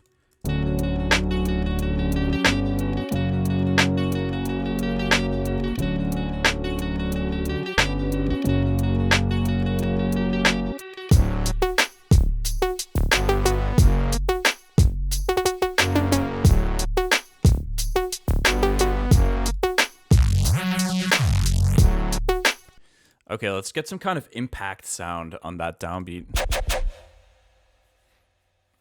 My husband and I are the same when it's all in good fun and both parties consider that's the only acceptable form. I only take rage bait from my fiance.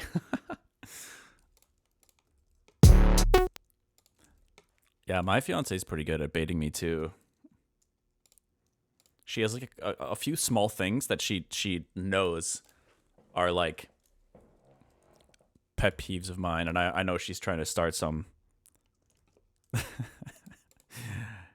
But never in a like mean way or like a petty way. It's just kind of like, you know, in a like I'm messing with you kind of way.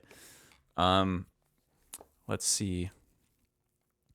Yo, I am no longer gonna be single in a couple of weeks, gang. I'm gonna be officially married. That's crazy. This is insanity. Your boy is gonna be taken. Well, I'm already taken, but in a legal sense. Yeah, once you can talk to your accountant about your relationship, that's how you know it's official.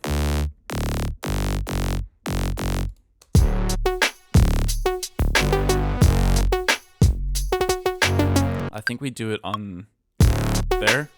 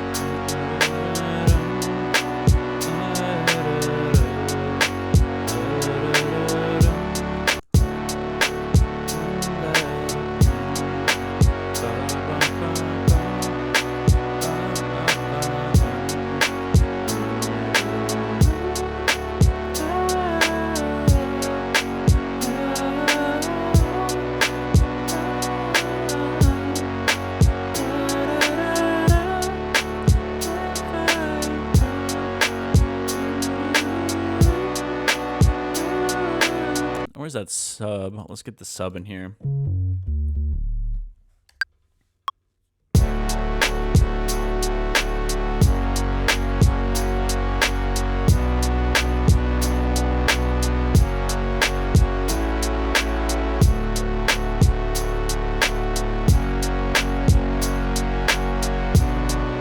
Oh, whoops. Okay. Yeah, let's just start with this. That's awesome, man. Marriage buff. Increase album releasing by 1,000. Yo, I hadn't even considered that. Maybe being married will unlock a whole new phase in the Haywyre project. You know, for being honest, I've been a little bit of a serial monogamist in the past where I've kind of like, I've never been into like hookup culture and that kind of stuff. So I've kind of been more so always on the lookout for, you know, serious relationships. And I mean, if we're being real, bouncing around between being, you know, single and being in a relationship and stuff, that could take a toll on you. There's a lot of consistency that comes with being in a healthy long-term relationship. So you might be right. Who knows?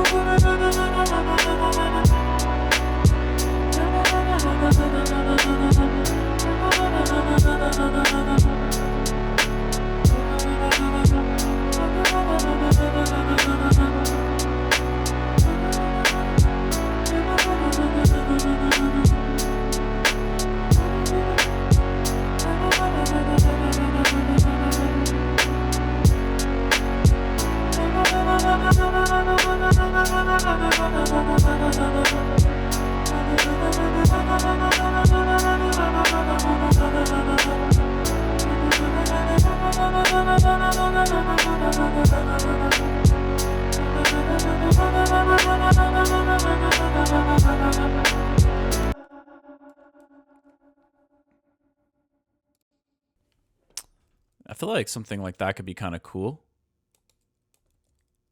A little tremolo stuff.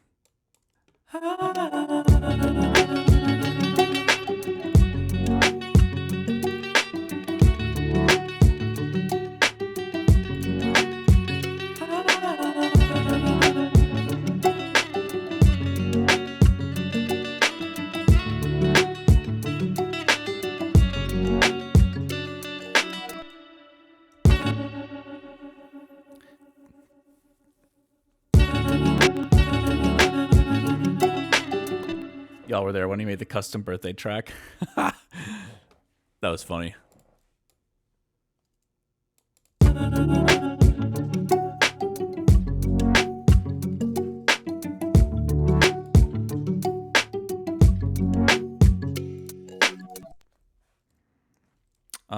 Okay, let's add one more section here.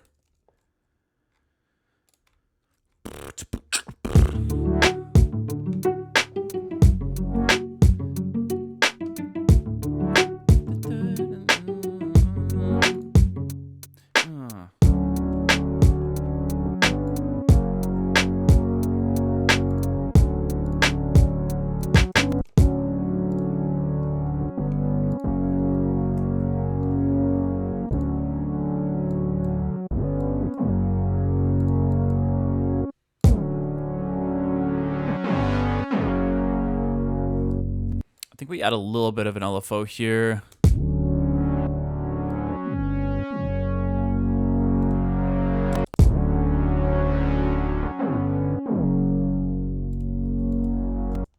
I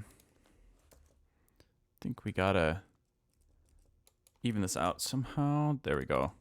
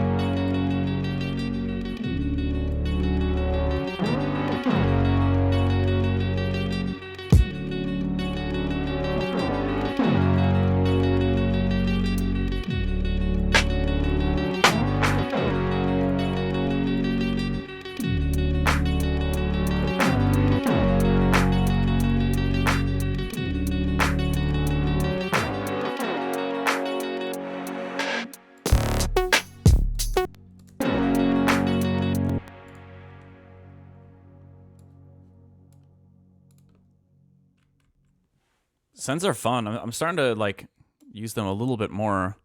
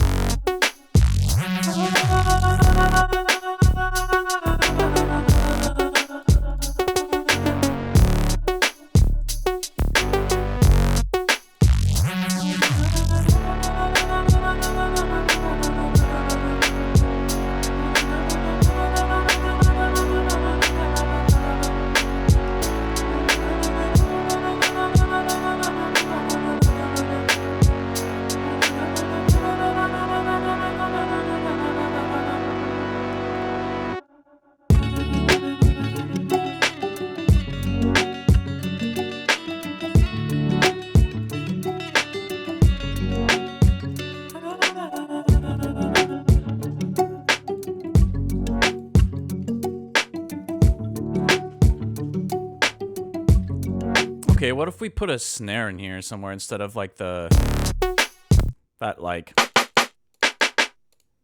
well, obviously that's a snare too. I'm picturing something maybe a little bit more aggressive, strong fundamental, sharp transient. Where oh where shall we find such a snare? Imagine like a book full of children's like rhymes, but it's all about music production. Like a children's book about like a producer trying to find the perfect snare. Where oh where shall I find the snare? Let's see. I think I could try to... Yeah, I could definitely picture one of these.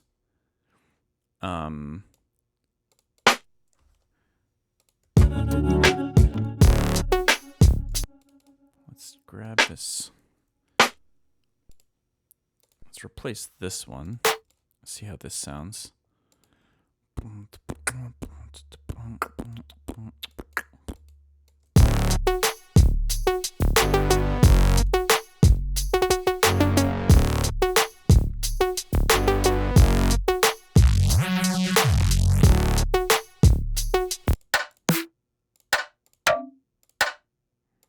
That's a really sick rim thing.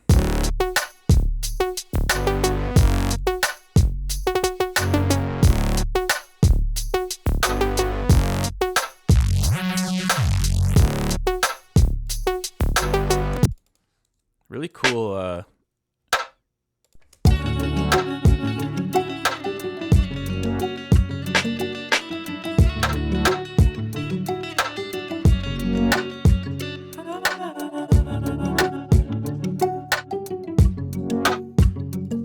it doesn't really work on that intro though. Kind of got pretty used to.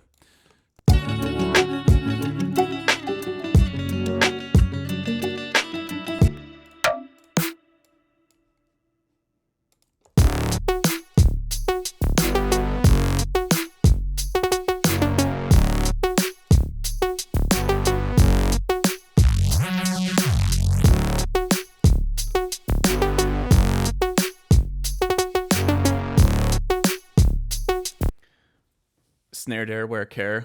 Oh yeah, for sure. Where is the snare? But that Eli Derp snare is pretty good.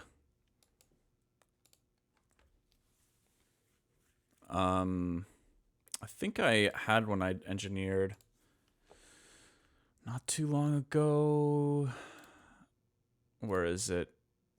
I don't think I didn't save it separately. It's in this kit here somewhere. Yeah. Let's grab this as well, and we'll cycle through these and see which one we like the most.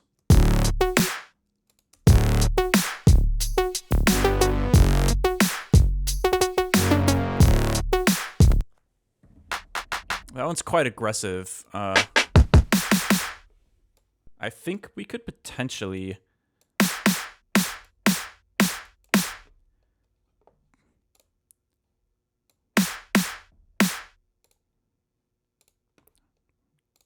tame it a little bit.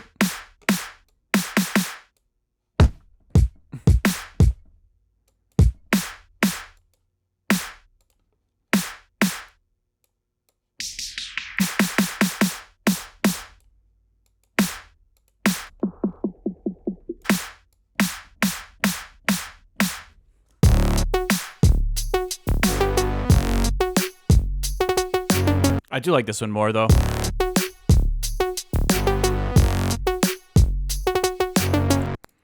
We could grab that tail. I think it's in the Sophie sample pack. Man, it's so mind-blowing to me that that producer passed away in like the most bizarre, such a bizarre circumstance too.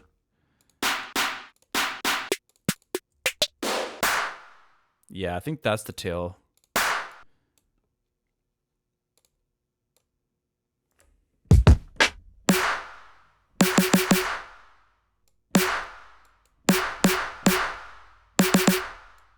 It's kind of cool.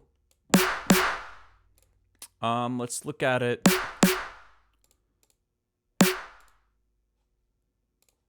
Let's look at.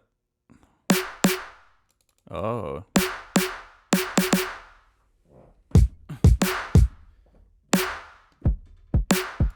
Let's get a different kick drum. Something a little bit sharper. That's not my favorite kick drum, but we could potentially use that. Or let me take a quick look at this folder.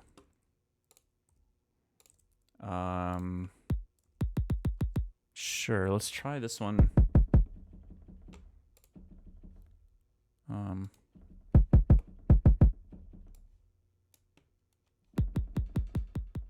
This one's super mid-heavy, though.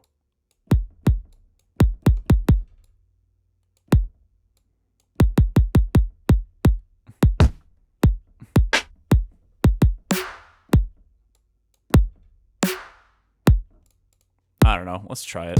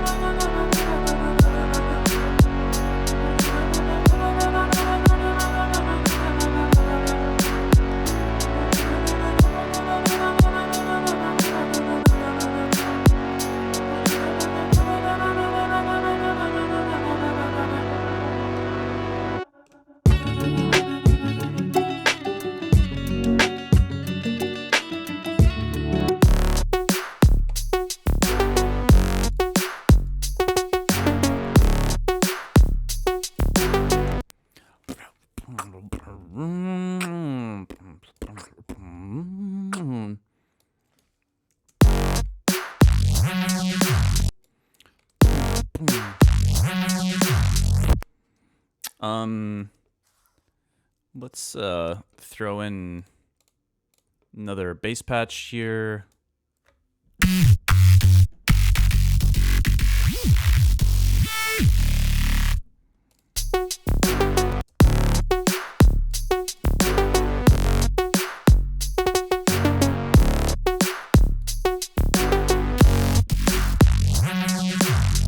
Yeah.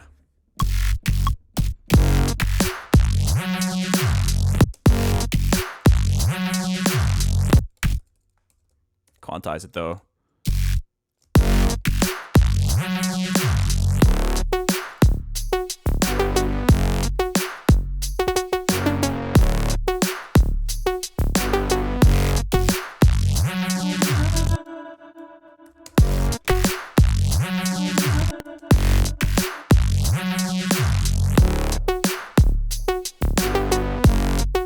I think maybe we need to rethink the hi-hats here. This is all old stuff from like the more, you know, lo-fi hip-hop intro kind of thing. So I think we might need to consider finding some other hi-hats. Let's take a look.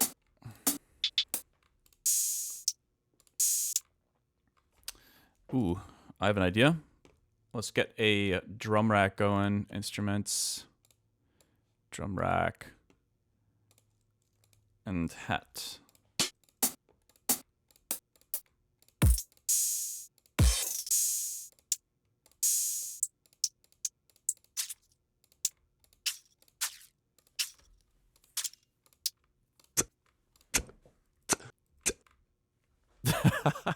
These are all like the same sound with like the slightest variation.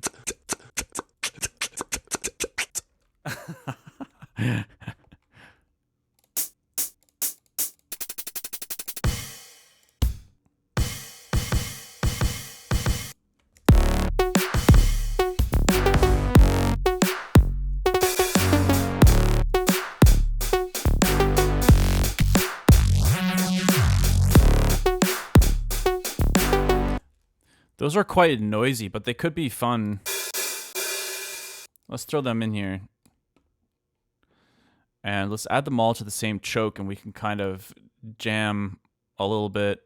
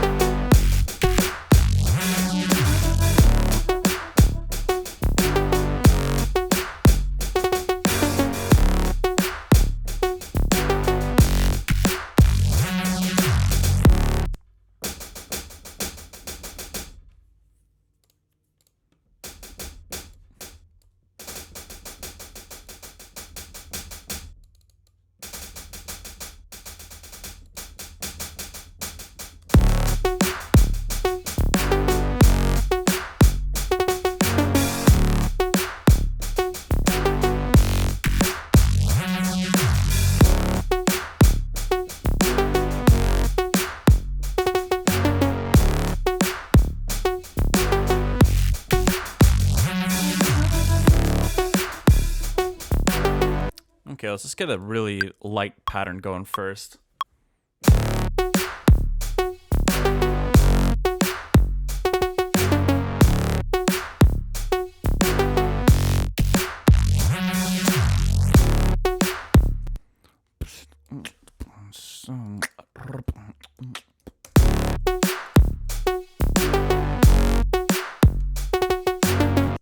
Okay, cool. And now, actually, I kind of like this setup because then I can compactor this pretty cleanly from that other, let's see, main, from this guy.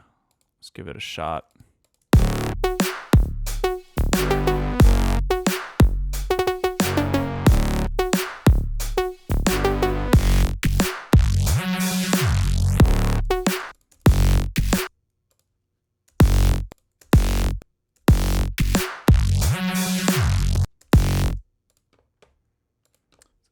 some reverb in there real quick.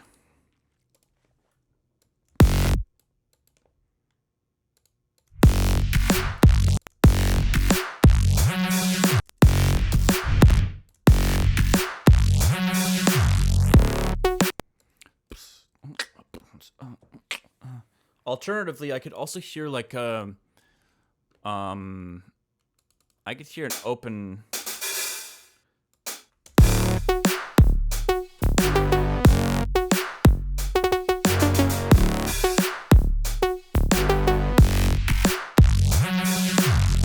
That's kind of cool. And then I think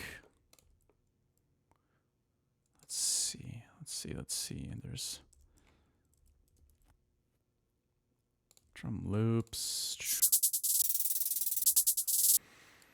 Yeah, let's try to throw this in here as well.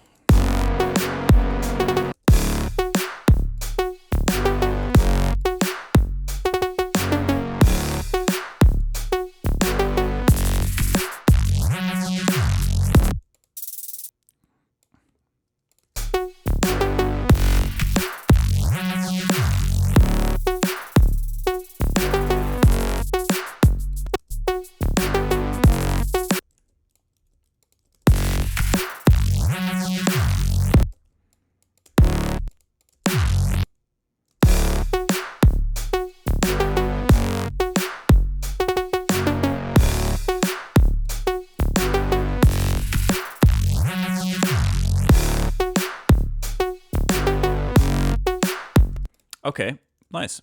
This whole time we haven't been playing any piano over this either.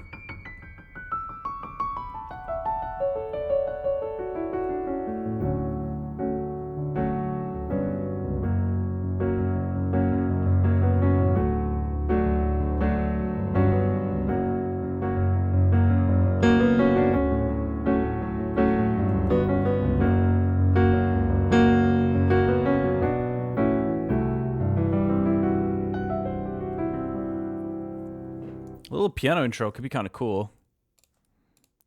How does it start at the moment?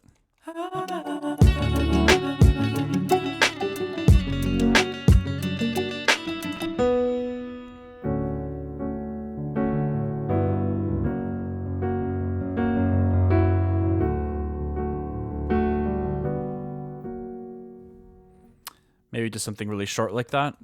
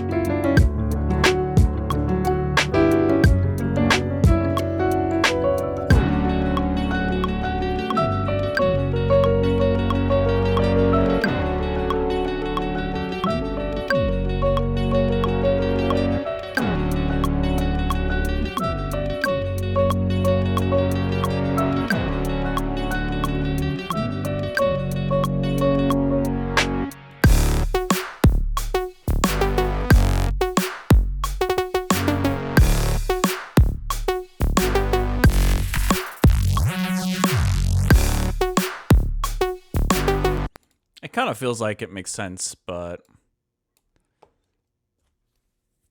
it's pretty far ways away from being convincing, that's for sure.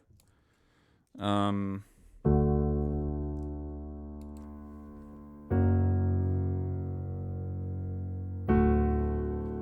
just had an idea. Let's try something here. So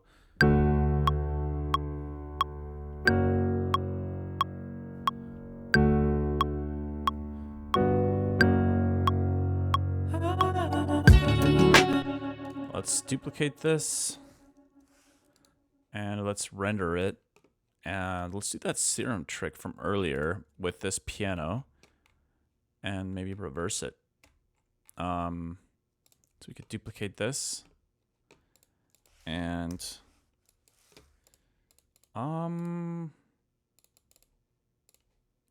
we'll just render out, we'll just Control J this. Show in Finder. No, show in browser is what I meant to do. And then we'll just go like that. And then mute this. Where's that macro? Yeah. So let's try it like, we'll go from 50, which is the halfway point, down like this. Let's see what.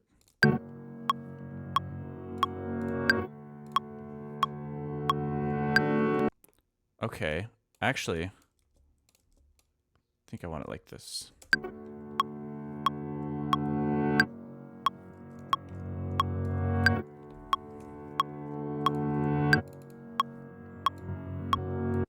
It's kind of cool.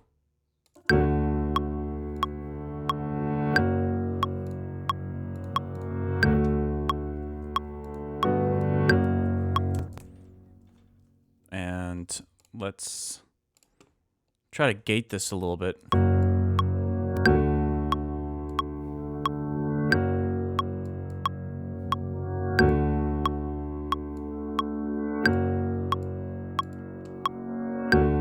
What do these others sound like, maybe?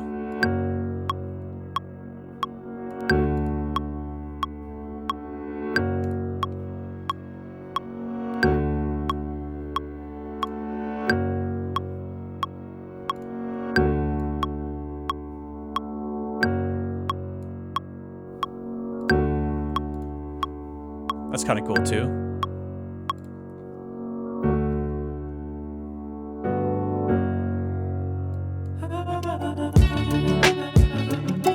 Uh-oh. Not this again.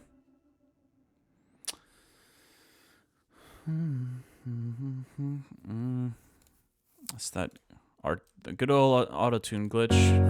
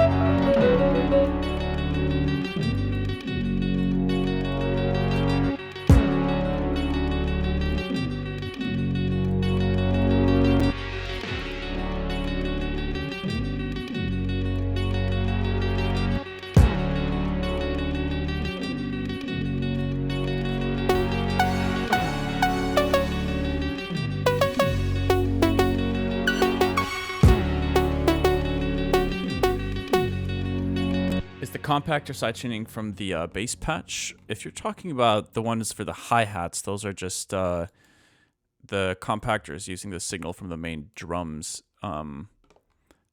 to kind of duck some of those frequencies out of the hi-hats. Actually, hold on. I'm kind of curious. Let's check that out briefly.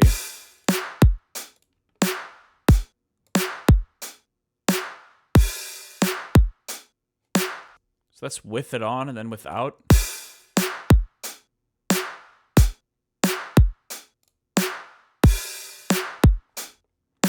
It's pretty nice. I think it does a great job of gluing it. It's such a lazy way, I think, of gluing sounds together. And lazy isn't always bad, right? I mean, maybe effective is a better word.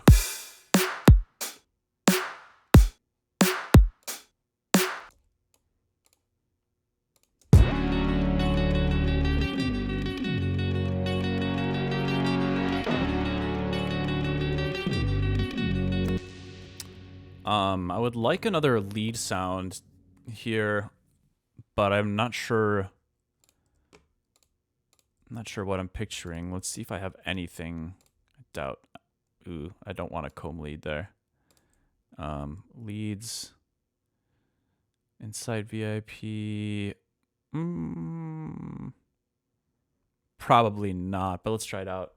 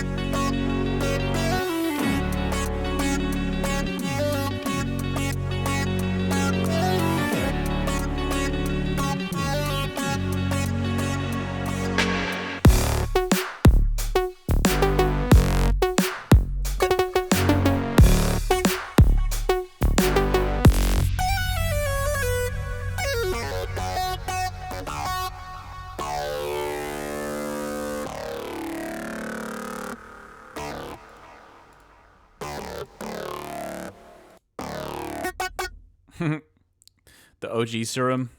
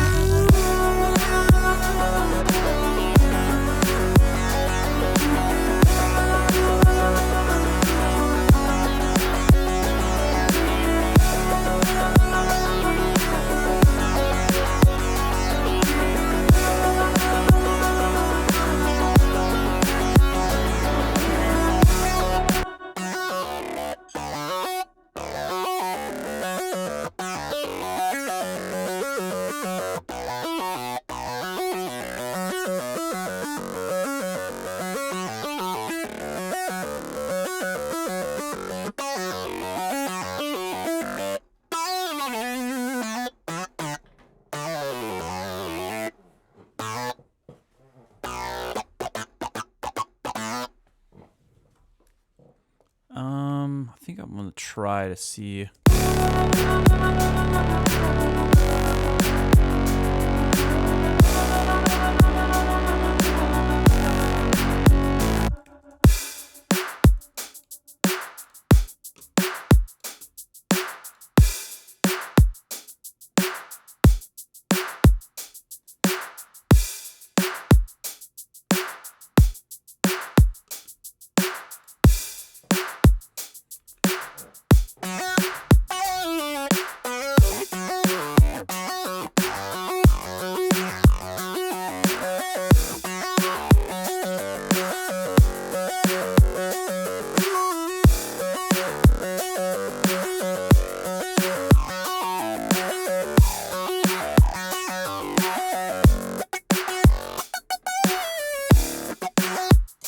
That's kind of cool too.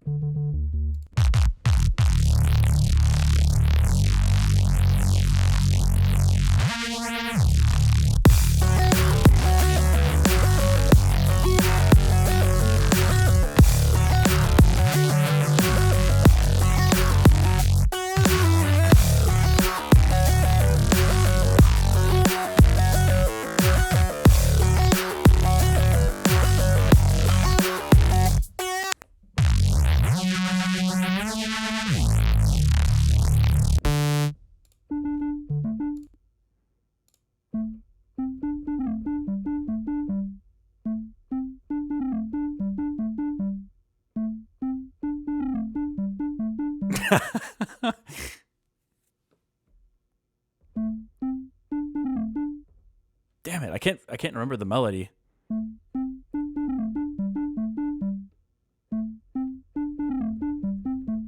Damn it.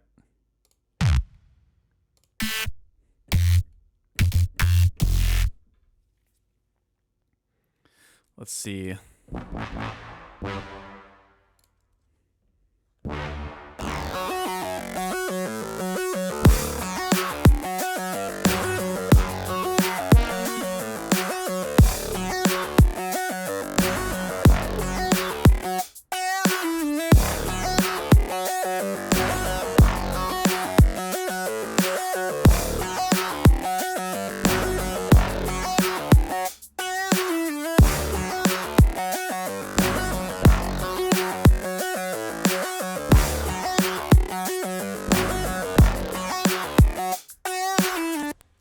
I don't really know what to do with that, but it's another little idea there.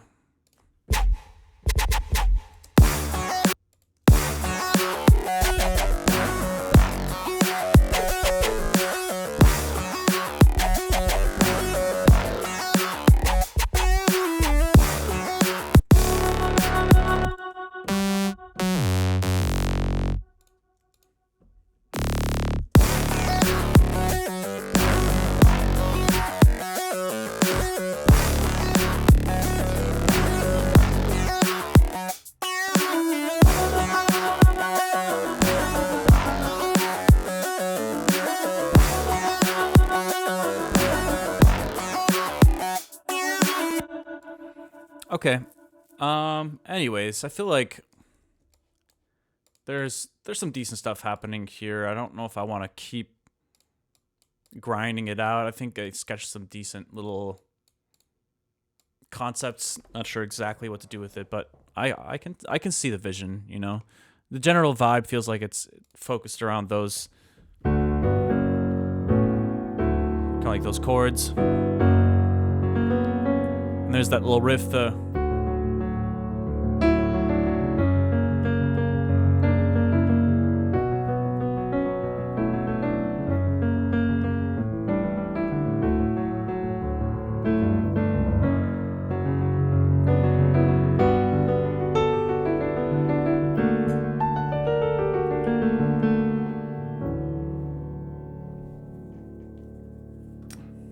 Apple ringtone. Yeah, that's exactly what I was trying to play. But anyways, y'all, I think I might wrap it up here for today.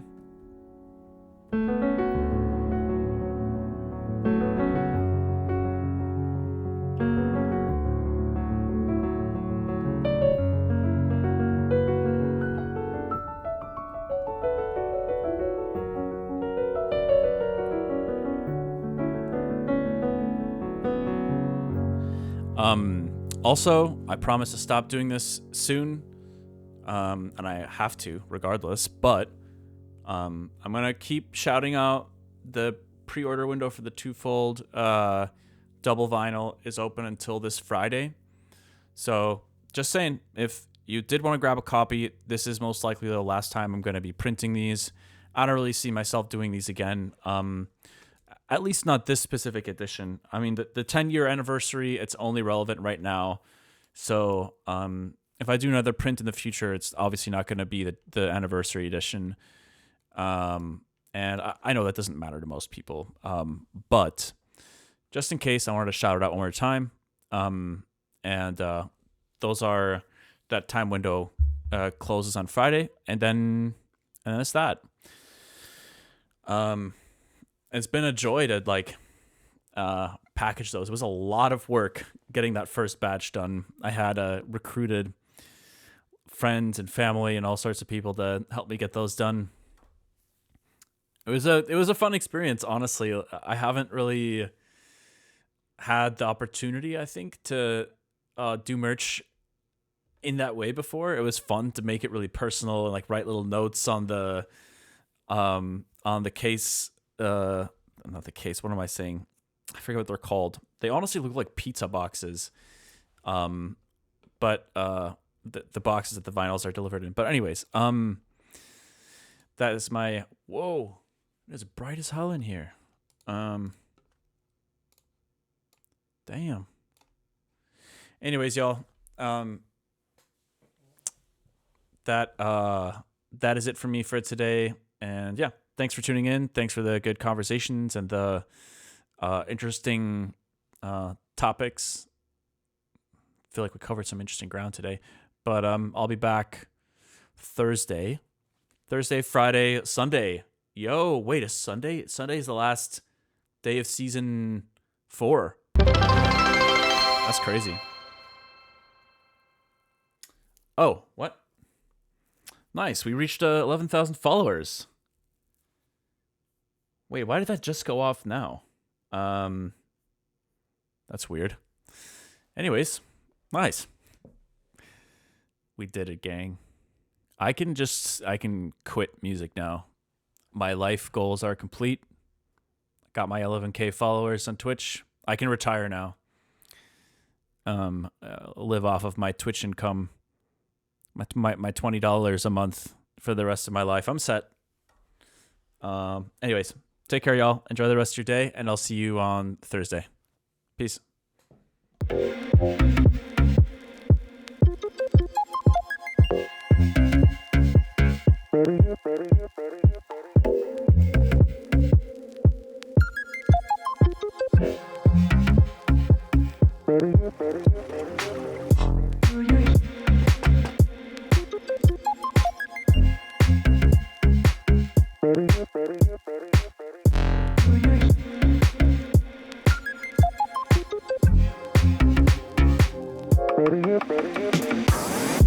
Do you hear what I hear? Do you care if I care? Do you know what I know? Do we know what we share? Do you hear what I hear? Do you care if I care? Do you know what I know?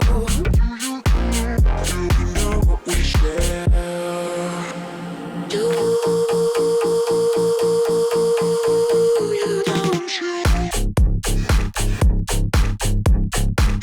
you?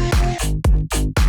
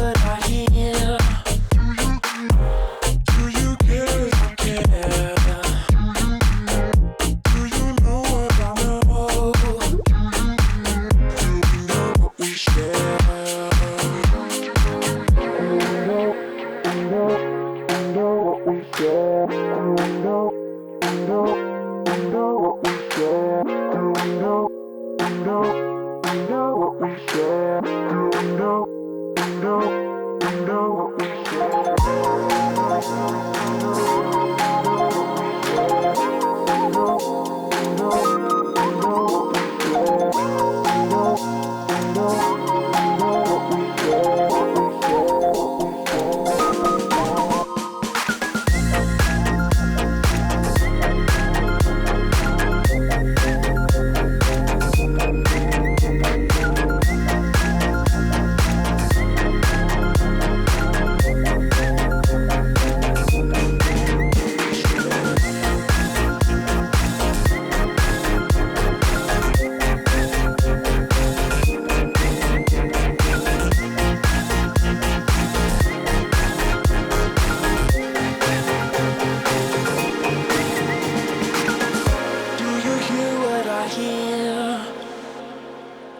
Do you care if I care? Do you know what I know? Do we know what we share?